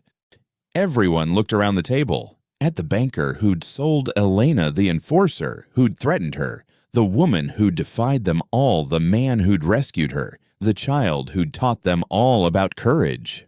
"Then I guess," Victoria said with a small smile, "we're family. Not forgiveness, not yet. Not forgetting, never. But a beginning of something none of them had expected. The possibility that enemies could become, if not friends, at least fellow travelers on a difficult road." The afternoon brought visitors as word spread. The town came to see if it was true. Blackwood, at the McKenna Ranch, his daughter recovered the war between them, paused, if not ended. They found Elena teaching Victoria and Rose to make bread. Sam and Blackwood discussing cattle prices like normal ranchers, Thomas and Marcus Stone sharing a bottle and war stories. "It's a Christmas miracle," Mrs. Patterson whispered. "No," Elena corrected, watching Rose show Victoria her drawings, while Blackwood looked on with grandfather's pride breaking through his stern facade. "It's just people choosing to be better than they were yesterday." As night fell, they gathered again in the schoolhouse. More people this time emboldened by Blackwood's presence and implied permission. He didn't stay long uncomfortable with the democracy of the space, but he nodded to Elena before leaving. "You've won," he said quietly. "No," Elena replied. "We've all won. Or at least we've all stopped losing." Victoria stayed at the ranch that night, and the next her pregnancy and injury making travel inadvisable. She and Elena talked long into the nights about Margaret, about choices, about children who would grow up in a different world than their mothers had known. "You're going to marry Sam," Victoria observed on the third night. "In spring," Elena confirmed, "and I'll have my baby in summer. Unmarried, scandalous, but supported. If you choose to stay." Victoria looked out at the snow-covered prairie. Margaret chose love over security. Maybe I can choose courage over comfort. Maybe we all can. When Victoria finally returned to town, she went not to her father's mansion, but to a small house near the schoolhouse. "I want to be close to learning," she said. "My child and I will be close to possibility." Blackwood raged, then pleaded, then finally accepted. His empire of judgment and debt began to crack, as he dealt with his own family scandals. Some mortgages were forgiven, some debts forgotten, not from kindness, but from a recognition that holding others to standards he couldn't meet himself was hypocrisy even he couldn't maintain. Marcus Stone started coming to the schoolhouse in the evenings, not to threaten, but to learn. Never learned to read proper, he admitted to Elena one night. My daughter would have wanted me to, so Elena taught him this man who'd been her enemy to read and write. His first complete sentence, painstakingly written, I am sorry. The community that formed that Christmas was fragile, built on tentative trust and necessity rather than love. But it was real. When the Vasquez family's barn burned in January, Blackwood's men helped rebuild it. When Victoria went into false labor in February, Mrs. Henderson and Elena stayed with her through the night. Small acts, small changes, but revolution often came not in grand battles, but in quiet moments when people chose connection over isolation, forgiveness over revenge, hope over fear. We're building something, Sam said one evening as they watched the sunset from the porch, Rose playing with the chickens, Thomas and Marcus Stone working on the fence together. What? Elena asked. I don't know, but it's better than what was here before. Messier, too, Elena observed as Napoleon the rooster chased Rose in circles while she laughed. The best things usually are. Spring was coming. With it, a wedding that would seal not just a union between Sam and Elena, but a transformation of Cedar Ridge from a town divided by debt and hatred to a community learning slowly and imperfectly to choose grace. The schoolhouse stood at the center of it all, its bell, donated by Victoria, ringing each morning to call children to learn, not just reading and writing, but the harder lessons of humanity, dignity, and the radical possibility of change. March came to Cedar Ridge with the promise of spring and the threat of drought. The winter snows had been lighter than usual, and by the first week of March, the prairie grass was tinder dry despite the season. Elena stood in the schoolhouse teaching 17 children. Her regular students plus Victoria's growing involvement had attracted even merchant families' children when she smelled smoke. Not the comfortable smoke of hearth fires, but the acrid, wrong smoke of grass burning out of control. Everyone outside calmly, she instructed, though her heart was already racing. They emerged to see the southern horizon ablaze. A wall of fire stretched across the prairie, driven by the fierce spring winds toward the town, toward the ranches, toward everything they'd built. Prairie fire, someone screamed from the main street, and suddenly the town erupted into chaos. Elena gathered her students, sending the town children home with the older ones, while keeping a Rose and the ranch children with her. Victoria appeared now heavily pregnant, her face pale with fear. Where's it headed? She asked. Elena climbed onto the schoolhouse roof, Sam's lessons in prairie survival flooding back. The wind was from the south, pushing the fire directly toward the McKenna Ranch, the Vasquez property, and then the town itself. Everywhere, she said grimly, climbing down. It's headed everywhere. Sam and Thomas arrived on horseback, both covered in soot. We've got maybe 3 hours before it reaches the ranch, Sam said. We're evacuating. No, Elena said firmly. We fight. Elena, you can't fight a prairie fire. You can if the whole town fights together. She turned to Victoria. Get your father. Tell him if he wants a town left to hold mortgages on, he needs every man he can muster at the McKenna Ranch in an hour. He won't. Tell him his granddaughter's home is about to burn. See if that moves him. Victoria left, and Elena began organizing with the efficiency of a general. Thomas, ride to every ranch. We need every wagon, every plow, every able body. Rose, you're going with Mrs. Patterson to organize the women and children at the church. It's stone, it won't burn. I want to stay with you and Papa. Rose protested. Elena knelt before her. I need you to be brave in a different way. Can you do that? Can you help with the younger children? Rose nodded solemnly, hugging Elena tight. Don't let our home burn. Not if I can help it. As Rose left with Mrs. Patterson, Sam pulled Elena aside. "You know we might not stop this.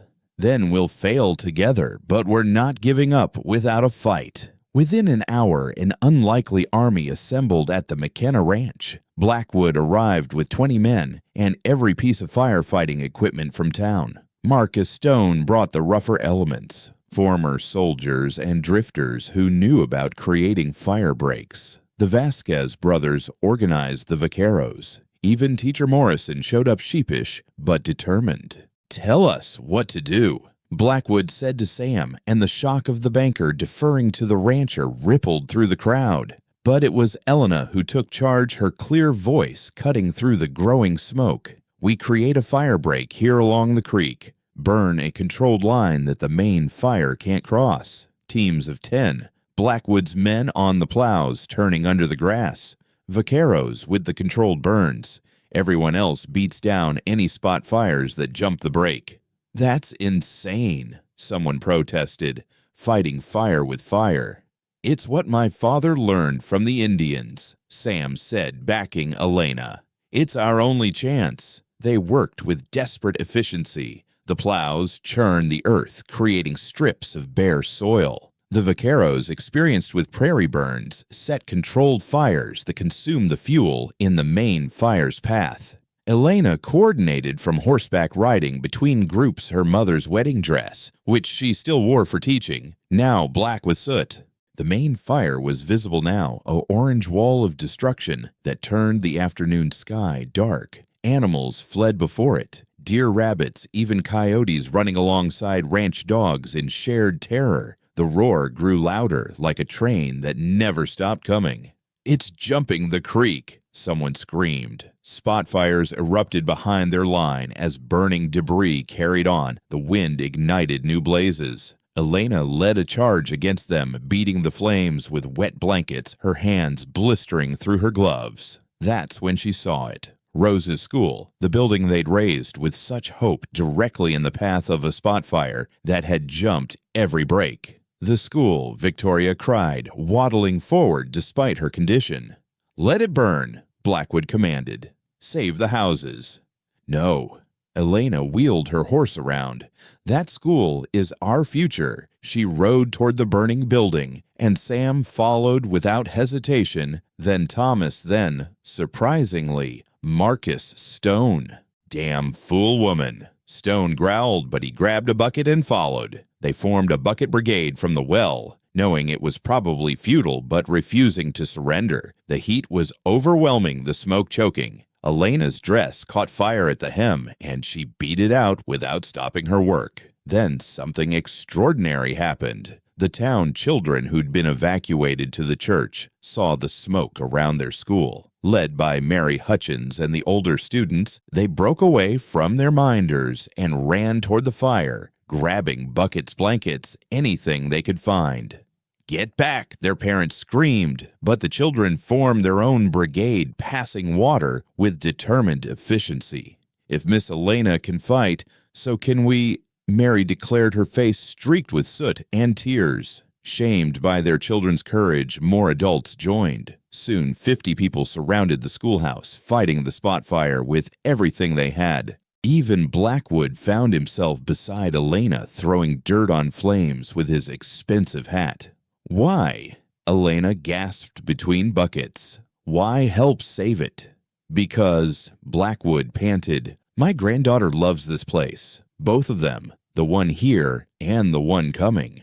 The spot fire around the school died just as the main fire reached their primary fire break. For a terrifying moment, it seemed the flames would jump the turned earth and consumed everything.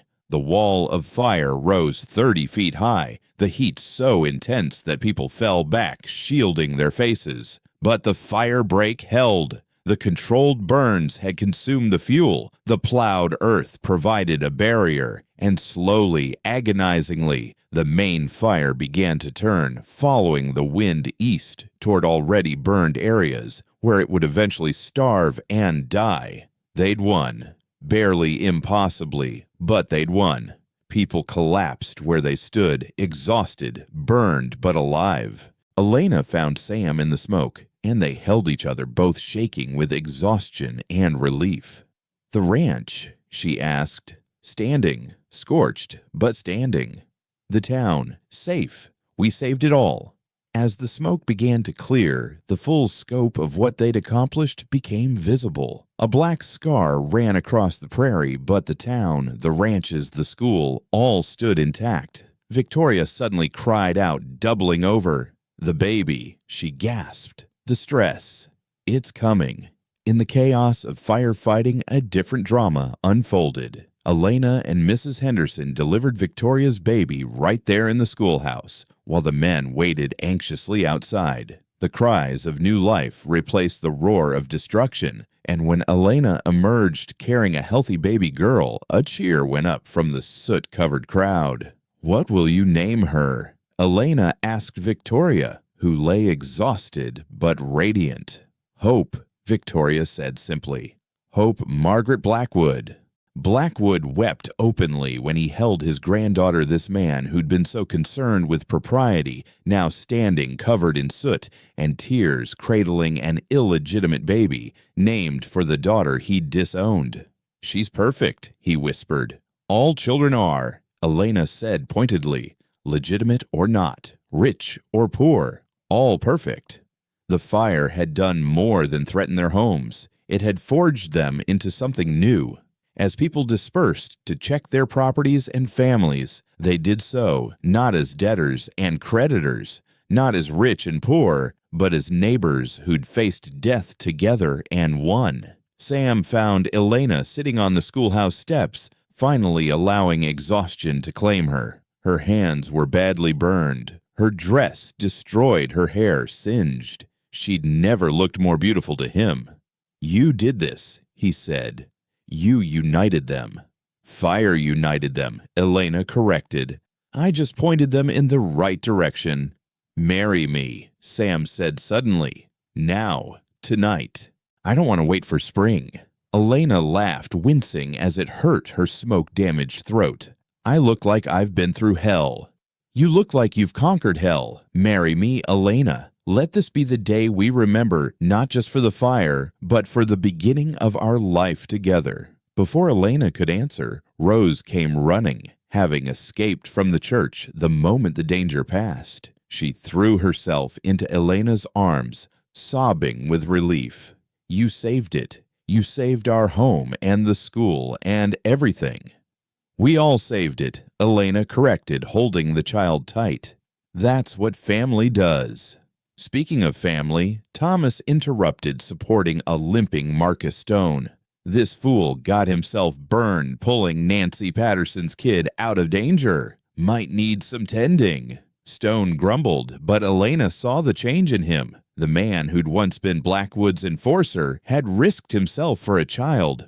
The fire had burned away more than grass. It had burned away pretenses, leaving only human truth behind. Pastor Williams appeared covered in soot like everyone else. "If you're serious about that wedding, Sam, I'm available. Seems appropriate to celebrate life after facing death." Elena looked around at the gathered crowd, Blackwood holding his new granddaughter Victoria, weak but smiling, Stone being tended by the very families he'd once threatened, the children whose education she'd fought for, the community that had come together in crisis. "Yes," she said simply. "Yes, let's get married. Right here in front of the school, with everyone covered in soot and glory." What followed was the strangest and most beautiful wedding Cedar Ridge had ever seen. Elena wore her destroyed dress with pride. Sam's face was streaked with soot, except where tears had washed it clean. Rose stood as flower girl, scattering not petals, but prairie grass seeds. For the new growth, she explained solemnly. Blackwood gave Elena away, a gesture that shocked everyone, including himself. "Your father's not here," he said gruffly. "Someone should. Might as well be the man who wronged you most, trying to make it right." The vows were simple, interrupted once when Napoleon, the rooster who'd somehow survived the fire, strutted through the ceremony, as if to remind everyone who really ruled the ranch. "Do you, Elena Whitmore, take this man?" Pastor Williams began. I do, Elena interrupted. I take this man, this ranch, this community, this life, all of it. I choose all of it. I'm supposed to finish the question, the pastor protested mildly. We just fought a prairie fire, Elena said. I think we can skip some formalities. When Sam kissed her, the cheer that went up could probably be heard in San Antonio. It was the cheer of a community that had faced its worst fear and survived, that had found unity in crisis, that had discovered something worth fighting for together. The celebration that followed was makeshift but joyous. The Vasquez brothers produced guitars from somewhere. Mrs. Chen appeared with food she'd somehow cooked while everyone else fought fires. Stories were told and retold, each growing in the telling. Children danced, adults sang, and enemies toasted each other with whatever alcohol could be found. It shouldn't have taken a fire, Blackwood said to Elena as the sun set over the blackened prairie. But it did. Elena replied, holding Sam's hand while Rose dozed in her lap. Sometimes it takes almost losing everything to realize what matters. I've been wrong about so much, he admitted, watching Victoria nurse baby Hope. We all have. The question is what we do now. Blackwood was quiet for a moment. I'm restructuring the debts, fair interest, longer terms, and I'm funding the school properly. Teachers deserve salaries, not charity. It was more than Elena had dared hope for. Why? Because my granddaughters, all of them, deserve a better world than the one I built, and because Margaret would have wanted it. As the impromptu celebration continued into the night, Elena looked across the crowd. Marcus Stone was teaching the Patterson boy to whittle. Victoria was letting the town women hold baby Hope's scandal forgotten in the universal joy of new life. The Hutchins and Morrison families were actually talking to the Mexican vaqueros, sharing food and stories. We did something today, Sam said, pulling Elena closer. We survived, Elena agreed. No more than that. We became something new. Not perfect, maybe not even good, yet but better. It won't last, Thomas said cheerfully, passing by with a bottle. Come morning, Blackwood will remember he's a banker, Stone will remember he's mean, and everyone will remember their grievances. Maybe, Elena said. But they'll also remember today. They'll remember that we're stronger together than apart, and that memory might be enough to build on. As if to prove her point, Stone approached awkward but determined. Mrs. McKenna, he corrected himself. I owe you an apology. For the auction, for the threats, for all of it. You owe me nothing, Elena said. We've all done things we regret. No, I need to say this. Stone's scarred face was serious. My daughter would be about Rose's age now. Seeing you fight for that school, seeing these kids brave fire for their education, it made me think she'd have wanted to learn from someone like you. Someone who fights for what matters. She would have been welcome, Elena said simply.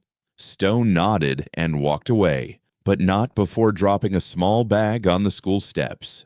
When Elena opened it later, she found $50 in a note for books. Education matters. The fire had jumped many boundaries that day, not just fire breaks, but social ones, racial ones, economic ones. In fighting together, Cedar Ridge had glimpsed what it could be. As midnight approached, the celebration finally wound down. Families drifted home to check damage, to rest, to process the day's events. Elena and Sam prepared to leave for the ranch now, officially as husband and wife. Wait, Victoria called. I have something for you. She handed Elena a leather journal, worn but well kept. It was Margaret's. Father gave it to me tonight. She wrote about Sam, about their courtship, their wedding. I thought you should have it. For luck, for hope. Elena opened it carefully, seeing Margaret's neat handwriting. Today I chose love over fear, poverty over privilege, Sam over safety. I have never been happier or more terrified. I pray someday another woman will stand where I stand, loving this good man, raising our children, making this ranch a home. If you're reading this, know that you're not replacing me. You're continuing what I started. Love him well. He deserves it, and you deserve him." Elena couldn't speak through her tears. She hugged Victoria, then Blackwood, then even Stone, who happened to be nearby, and looked startled by the gesture. As they finally rode home, Elena, Sam, Rose, and Thomas, the moon rose over the scarred prairie. Tomorrow would bring challenges. The fire damage needed repair. The school needed rebuilding in places. The fragile unity might fracture. But tonight, Elena McKenna, the name still felt new and wonderful, rode toward her home. With her husband, her daughter for Rose, was that now truly, and her brother-in-law, who was already composing a terrible ballad about the day's events. "No one will believe it," Thomas was saying. Blackwood fighting fire beside the woman he sold Stone saving children, a wedding in the ashes. It's too much like a fairy tale. "Then don't tell it as a fairy tale," Elena suggested. "Tell it as truth. Sometimes truth is more powerful than fiction." "The day Cedar Ridge burned and was reborn," Rose said sleepily. "That's what you should call it." "Out of the mouths of babes," Sam murmured, kissing the top of Rose's head, then Elena's. They reached the ranch as dawn broke, revealing the damage. Fences burned, the garden destroyed, scorch marks everywhere, but the house stood. The barn stood. The chicken coop stood. Napoleon crowed triumphantly, as if he'd personally saved it. "Home," Elena said. "Home," Sam agreed. They'd fought fire with fire hatred, with unity, fear with courage. They'd won more than a battle against nature. They'd won a battle against the worst parts of human nature. And in the ashes of what had been something new was growing. Not just prairie grass, which would return greener than ever, but a community that had learned it needed all its members to survive. The crisis had passed, but its lessons remained scorched into memory, like the fire's path across the land. Cedar Ridge would recover, rebuild, and remember the day differences died in the face of common danger, and a woman in a burned wedding dress married a soot-covered rancher, while a baby named Hope cried her first cries into a smoke-filled sky. It was, everyone would later agree, the perfect wedding for Elena and Sam, born from struggle forged in fire and witnessed by a community becoming whole. April arrived with something Cedar Ridge hadn't seen in 2 years: rain. Not the violent thunderstorms that brought floods and fear, but steady, gentle rain that soaked into the fire-scarred earth like a benediction. Elena stood on the porch of the McKenna Ranch, now her home in every sense, watching the prairie transform from black to green with miraculous speed. "Mama Elena, look," Rose called from the yard, spinning in the rain with her arms spread wide. "The world is washing itself clean." Mama Elena, the title just 2 weeks old since the fire, and the wedding still caught Elena's breath. Not stepmother, not Miss Elena, but Mama Elena, Rose's own choice, her own declaration of family. Sam appeared behind her arms, wrapping around her waist-chin, resting on her shoulder. "The grass will be back stronger than ever. Fire does that. Clears the old growth, makes room for the new." Speaking in metaphors now, Mr. McKenna. "Your bad influence, Mrs. McKenna. All that poetry you read to Rose." They stood together, watching the rain resurrect the prairie when Thomas rode up hard, mud splashing. "You need to come to town, now." "What's wrong?" Sam reached for his rifle out of habit. "Nothing's wrong. Everything's just come. Both of you. Bring Rose." The mystery was solved when they reached the schoolhouse. The entire town seemed to be there, despite the rain, but they weren't just gathered. They were working. New lumber was being unloaded from wagons. The Vasquez brothers were replacing the fire-damaged roof. Mrs. Chen and her daughters were painting the walls. "What is this?" Elena asked, stunned. Blackwood stepped forward, rain dripping from his expensive hat. "It's appreciation, Mrs. McKenna, and perhaps apology. We've all been discussing what happened during the fire, what you did, what we all did together, and we decided the school needed to match the community's ambition." He gestured to the building where Elena now saw the changes. The schoolhouse was being expanded. A second room added proper windows, installed even what looked like the beginning of a bell tower.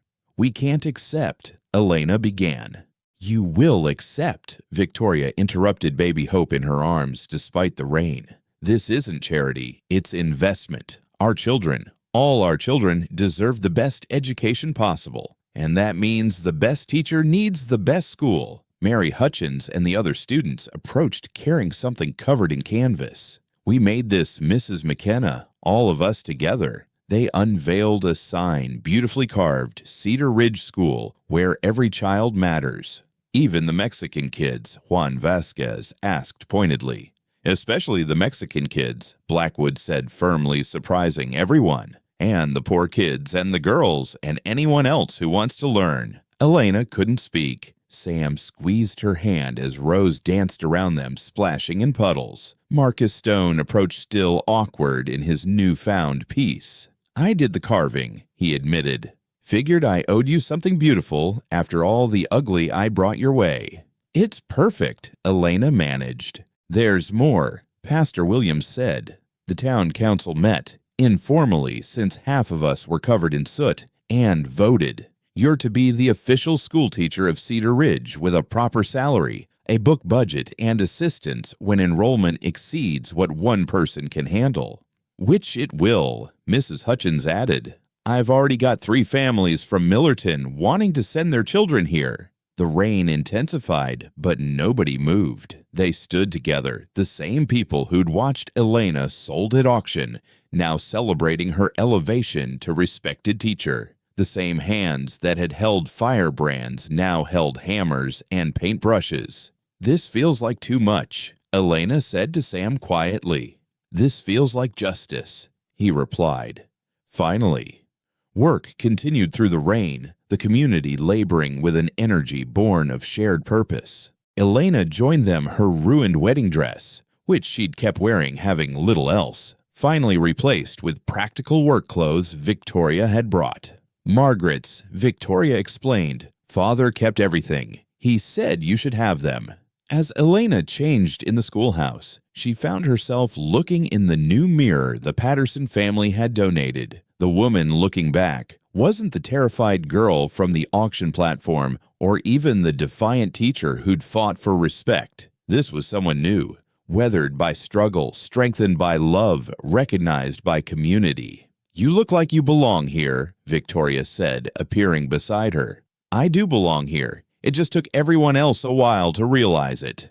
"Or maybe it took you a while to realize it," Victoria suggested gently. Outside, the rain was creating an unexpected problem. The expanded schoolhouse needed a proper foundation, but the ground was now mud. People stood around frustrated until Rose piped up. "In Papa's book about Roman buildings, they used stones and drainage. Can't we do that?" Sam ruffled her hair proudly. Out of the mouths of babes. Again. What followed was an engineering lesson that became a community effort. The older men who'd built in wet conditions shared knowledge. The younger men provided labor. The women organized supplies. The children, led by Rose, collected stones from the creek. By afternoon, despite the rain, they'd created a drainage system that would have impressed actual Romans. The schoolhouse would stand on solid ground literally and figuratively. That's when the miracle happened, or what Cedar Ridge would call a miracle, though Elena called it natural consequence. The fire-scarred prairie, fed by the rain, began to bloom. Not just grass, but wildflowers, seeds that had lain dormant for years, awakened by fire and water. Within hours, the black earth sprouted color, Indian paintbrush, bluebonnets, prairie roses. "It's like a painting," Rose breathed, and she was right. The landscape transformed from scar to masterpiece, nature's own artwork celebrating renewal. "The old-timers say this happens after prairie fires," Sam explained. "Seeds that have been waiting for decades suddenly wake up. The fire clears the competition, the rain provides life, and beauty emerges from destruction." Elena saw the metaphor immediately. Her own life, the town's transformation, all of it represented in these unexpected flowers. Blackwood approached as the sun broke through the clouds, creating a rainbow over the flowering prairie. "I need to tell you something," he said to Elena and Sam. "About Margaret." They tensed, but he continued. "She would have loved this. All of it. The school, the community coming together, you two married. She always said Cedar Ridge could be more than a collection of debts and grudges. She was right. She usually was." "Then why did you disown her?" Sam asked, years of anger barely contained. "Because I was afraid. Afraid of losing control, afraid of looking weak, afraid of change. I've spent 20 years being afraid and calling it strength." He looked at Rose, playing with the other children. "I don't want to be afraid anymore." It wasn't an apology. Blackwood was too proud for that, but it was an admission, and that was enough for now. As evening approached, the rain stopped leaving, the world washed and gleaming. The impromptu work party became a celebration. Tables appeared from somewhere laden with food. The Vasquez brothers produced their guitars again. Music filled the air, mixing with the sound of children playing and adults laughing. Elena found herself teaching a group of girls mathematics using the new chalkboard, even as the party continued around them. Mary Hutchins was showing the younger girls how equations could predict the rainbow's arc. Lucy Patterson was calculating how many wild flowers had bloomed per acre. "You can't stop teaching, can you?" Sam asked, amused. "Why would I stop doing what I love?" Fair point. He spun her into an impromptu dance there in the muddy schoolyard surrounded by their community. "Have I told you today that I love you? Only 12 times. 13's a lucky number." He kissed her as the crowd cheered. Thomas appeared with news that would change everything. Letter came from Austin. Judge Harper's ruling on Blackwood's lending practices. The crowd quieted. Blackwood stood straighter, prepared for judgment. Thomas read, "After investigation, the court finds that while Mr. Victor Blackwood's practices were legal, they were unconscionably predatory. Therefore, all debts are to be restructured at fair interest rates, retroactive to their origination. Furthermore, any attempts to sell human beings for debt, regardless of documentation, will result in immediate imprisonment." The implications hit everyone simultaneously. Debts that had seemed insurmountable were suddenly manageable. Families who'd lived under threat of foreclosure were suddenly secure. "This will cost me thousands," Blackwood said quietly. "This will cost you ill-gotten gains," Elena corrected. "But it might earn you something worth more." "Which is?" "A granddaughter who can be proud of her grandfather. A community that sees you as a neighbor, not a threat. A chance to be remembered for building up rather than tearing down." Blackwood looked at Victoria holding hope, then at Rose covered in mud and joy, then at the transformed prairie blooming impossibly in April rain. "I'm too old to change," he said. "Father," Victoria said firmly, "you just spent a day building a school for children you once ignored. You've already changed." As night fell, lanterns were lit, creating a golden glow over the gathering. Elena stood to address the crowd, her teacher's voice carrying clearly. 6 months ago, I stood on a platform in the town square, believing my life was over. Today, I stand here as your teacher, Sam's wife, Rose's mother, and part of this community. The journey between those 2 points hasn't been easy. Murmurs of agreement, some shame-faced. But here's what I learned. Communities aren't built on perfection. They're built on the choice to do better today than yesterday, to see each other as human, to stand together when fire comes literally or figuratively. She looked at each face. Blackwood Stone, the Vasquez brothers, the Hutchins family, all of them part of this unlikely tapestry. We have a chance to build something extraordinary here. Not a town divided by wealth and race and grudges, but a community united by the simple belief that every child deserves education, every family deserves dignity, and every person deserves a second chance. Even third and fourth chances, Stone added self-deprecating, and everyone laughed. "So here's my proposal," Elena continued. "We make this official. The Cedar Ridge Community School, open to all, funded by all, building the future for all. I'll pledge $100 annually, Blackwood said immediately. 50 from us, the Vasquez brothers added. Other pledges followed from pennies to hundreds, everyone contributing what they could. Within minutes, the school had funding for years. Rose tugged on Elena's skirt. Mama Elena, does this mean we won? Elena looked out over the assembled crowd. Former enemies, now partners, former bystanders, now participants, a community reborn from fire and rain. No, sweetheart, it means we've begun. Sam raised a glass of whatever Thomas had been distributing. To Cedar Ridge, may it bloom like the prairie after fire. The toast was echoed by dozens of voices in English and Spanish, and languages Elena didn't recognize. The party continued late into the night, but Elena and Sam eventually slipped away, walking home through fields of unexpected flowers under a star-filled sky. It won't be easy, Sam said. Old grudges die hard. Blackwood might revert. Stone might drink again.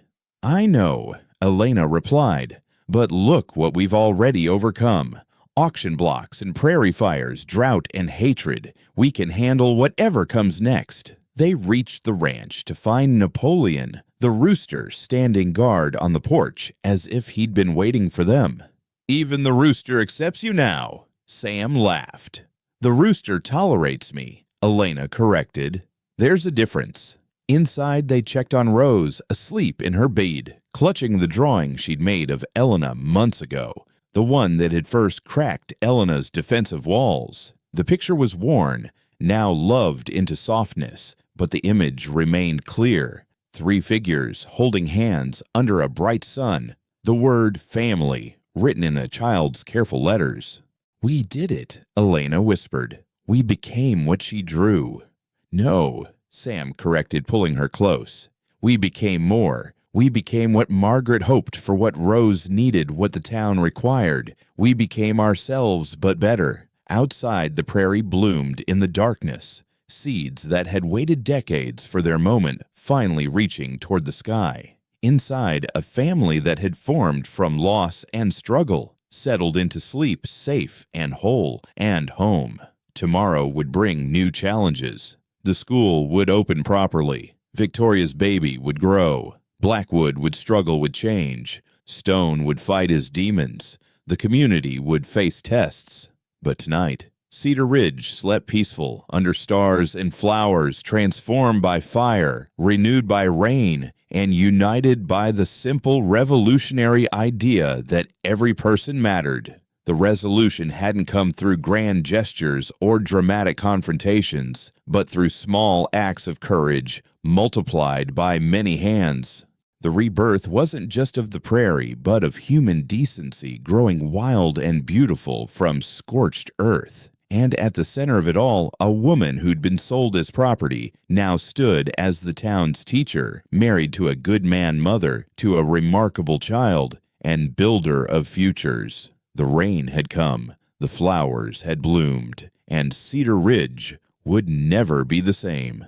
September arrived in Cedar Ridge with golden light and the promise of harvest. The prairie, reborn from fire and rain, swayed with tall grass and late-blooming flowers. Elena stood in the doorway of the completed schoolhouse, watching 32 children file in for the first day of the new term. Children of all colors, all classes, all circumstances united in their eagerness to learn.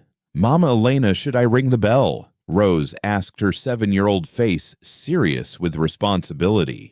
"Ring it loud, sweetheart. Let the whole county know that Cedar Ridge believes in education for all." The bell, donated by Victoria in memory of Margaret, pealed across the prairie, its bronze voice carrying to every ranch, every home, every heart that had fought for this moment. Inside, Elena surveyed her kingdom-proper desks instead of benches, a library corner with books donated from as far as San Antonio, maps on the walls, and windows that flooded the room with light. On her desk sat 3 treasures, the drawing Rose had made of their family now framed, Margaret's journal, which had become Elena's guide to understanding Sam's quieter moods, and a letter from Judge Harper confirming her teaching certification from the state of Texas. Before we begin, Elena addressed her students. I want each of you to understand something. You are not here by accident or charity. You are here by right. Education is not a privilege to be hoarded, but a torch to be passed. Each of you will carry that torch forward. Mary Hutchins, now her assistant teacher, helped the younger children with their primers, while Elena worked with the older students on literature. They were reading The Scarlet Letter, a controversial choice that had raised eyebrows, but Elena believed in confronting difficult truths through story. Why does the community punish Hester? She asked. Because she broke their rules. Young Miguel Vasquez answered. Because they're afraid, Rose added wisdom beyond her years showing. People punish what they fear, Elena smiled. And what changes by the story's end? Hester doesn't change, Mary said thoughtfully. The community does. They finally see her as human. Through the window, Elena glimpsed Sam working with Thomas, and surprisingly, Marcus Stone raising a new barn. Stone had been sober for 3 months, working as a ranch hand, finding redemption in simple labor and the absence of violence. At lunch, the children scattered to eat under the cottonwood trees that had survived the fire. Elena found Victoria there, baby Hope crawling in the grass while her mother read legal documents. What's captured your attention? Elena asked. I'm studying law, Victoria announced. Correspondence course from Austin. Texas needs female lawyers, especially ones who understand how law can be weapon or shield. Your father must be appalled initially, but he's funding it. Victoria smiled. He's changed Elena. Not completely, not perfectly, but genuinely. As if summoned by his name, Blackwood appeared no longer in banker's black, but in simple rancher's clothes. At 60, he'd discovered what his daughter Margaret had known at 20, that there was more to life than ledgers and leverage. Mrs. McKenna, he greeted formally, then softened. Elena, the school board from Austin is here. Elena's heart jumped. They'd been expecting this inspection, knowing it would determine whether the school received state funding. 3 men in city suits stood in the schoolyard looking conspicuously out of place. Elena recognized the type. Bureaucrats who confused paperwork with purpose. Mrs. McKenna, the leader Mr. Thornberry said with barely concealed skepticism, we need to discuss the irregularities in your student body. You mean the Mexican children, the poor children, the girls studying advanced mathematics. Precisely, the state has certain expectations. The state, Elena interrupted her auction platform fire, returning, certified me to teach all children, not some children, all. Be that as it may, the school bell rang, and Elena made a decision that would become Cedar Ridge legend. Gentlemen, observe my irregularities in action. She led them inside where Mary had the younger children reciting multiplication tables in both English and Spanish. Miguel Vasquez was teaching Rose and 3 other students geometry using fence posts and rope. The older girls were debating the Constitution's application to women's suffrage with passion and citations. This is chaos, Thornberry protested. This is education, Elena corrected. Not indoctrination, not limitation, but actual learning. Rose approached the men with characteristic boldness. Would you like to see what I'm writing? It's about the fire and how communities are like prairie grass, stronger after burning. Before they could refuse, she was reading, Fire teaches us that endings are beginnings waiting to happen. My family ended when Mama died, but began again when Mama Elena arrived. Cedar Ridge ended when it let fear rule, but began again when we fought the fire together. Even Thornberry looked moved. The other inspectors were openly wiping their eyes. She's 7, Elena said simply. Imagine what she'll be at 17 if we don't limit her. The inspection continued, but the battle was won. Every student demonstrated not just rote learning, but genuine understanding. When the Vasquez brothers' youngest son solved a mathematical problem that stumped one of the inspectors, the man laughed and conceded defeat. "You'll have your state funding, Mrs. McKenna," Thornberry said as they prepared to leave. "And frankly, we should be sending other teachers here to learn from you." As their carriage departed, the entire community seemed to exhale collectively.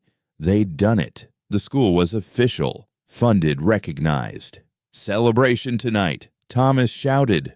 "My place, I'll provide the terrible music." That evening, as the sun painted the sky in shades of rose and gold, the people of Cedar Ridge gathered at the McKenna Ranch. The table Sam had built groaned under the weight of communal offerings. Mrs.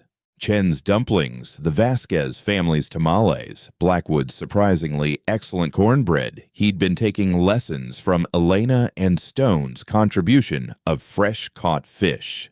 A toast. Blackwood raised his glass to second chances and stubborn women who refused to let us waste them. To Margaret, Victoria added, who saw this future before any of us. To fire that clears the ground for new growth, Stone said, his gruff voice thoughtful. To family born and chosen, Sam said, pulling Elena close.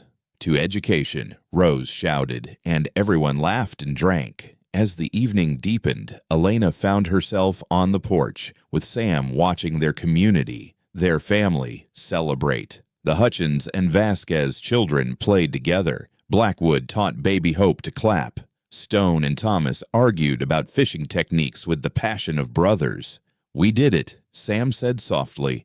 "We actually did it." "No," Elena corrected, taking his hand. "We started it. Rose's generation will do it. Really do it. They'll grow up seeing each other as equals, as friends, as family. They won't have to unlearn hatred because we're not teaching it."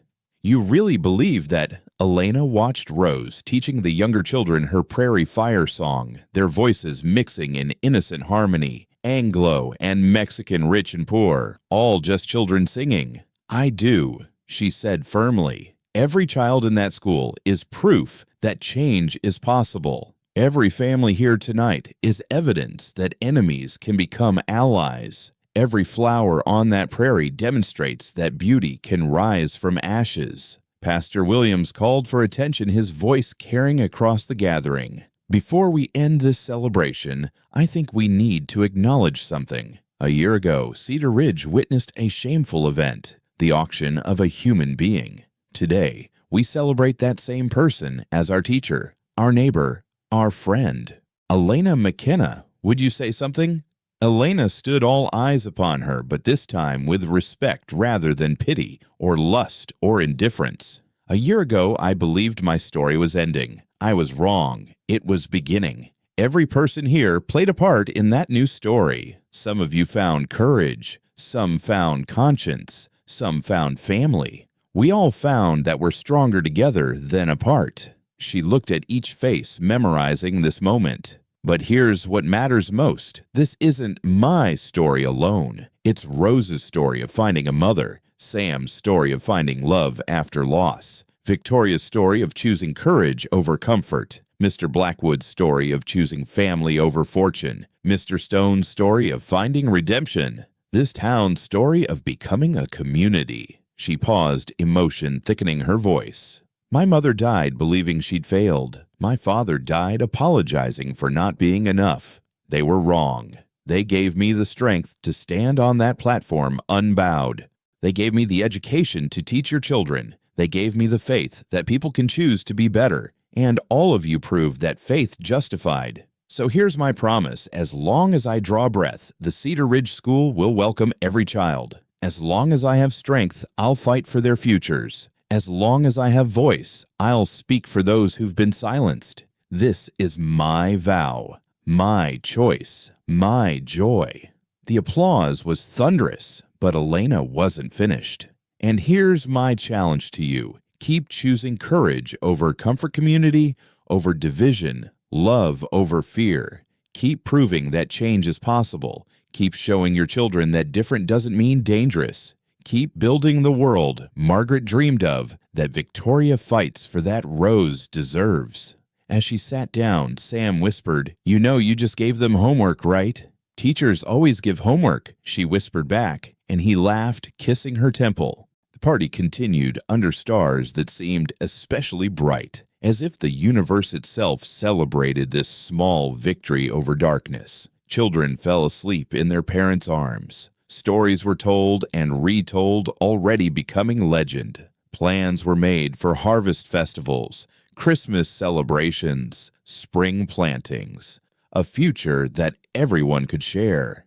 As the evening ended and families dispersed, Elena stood in her doorway watching them go. Each departure was a promise to return each goodbye, a temporary farewell between neighbors who'd become family. Rose, sleepy but determined to have the last word, tugged on Elena's skirt. "Mama Elena." "Yes, sweetheart. We won. Didn't we really won?" Elena looked out over the moonlit prairie, where wild flowers still bloomed impossibly late in the season, where the schoolhouse stood ready for tomorrow's lessons, where the community had chosen hope over fear. "We won the chance to keep trying," she said.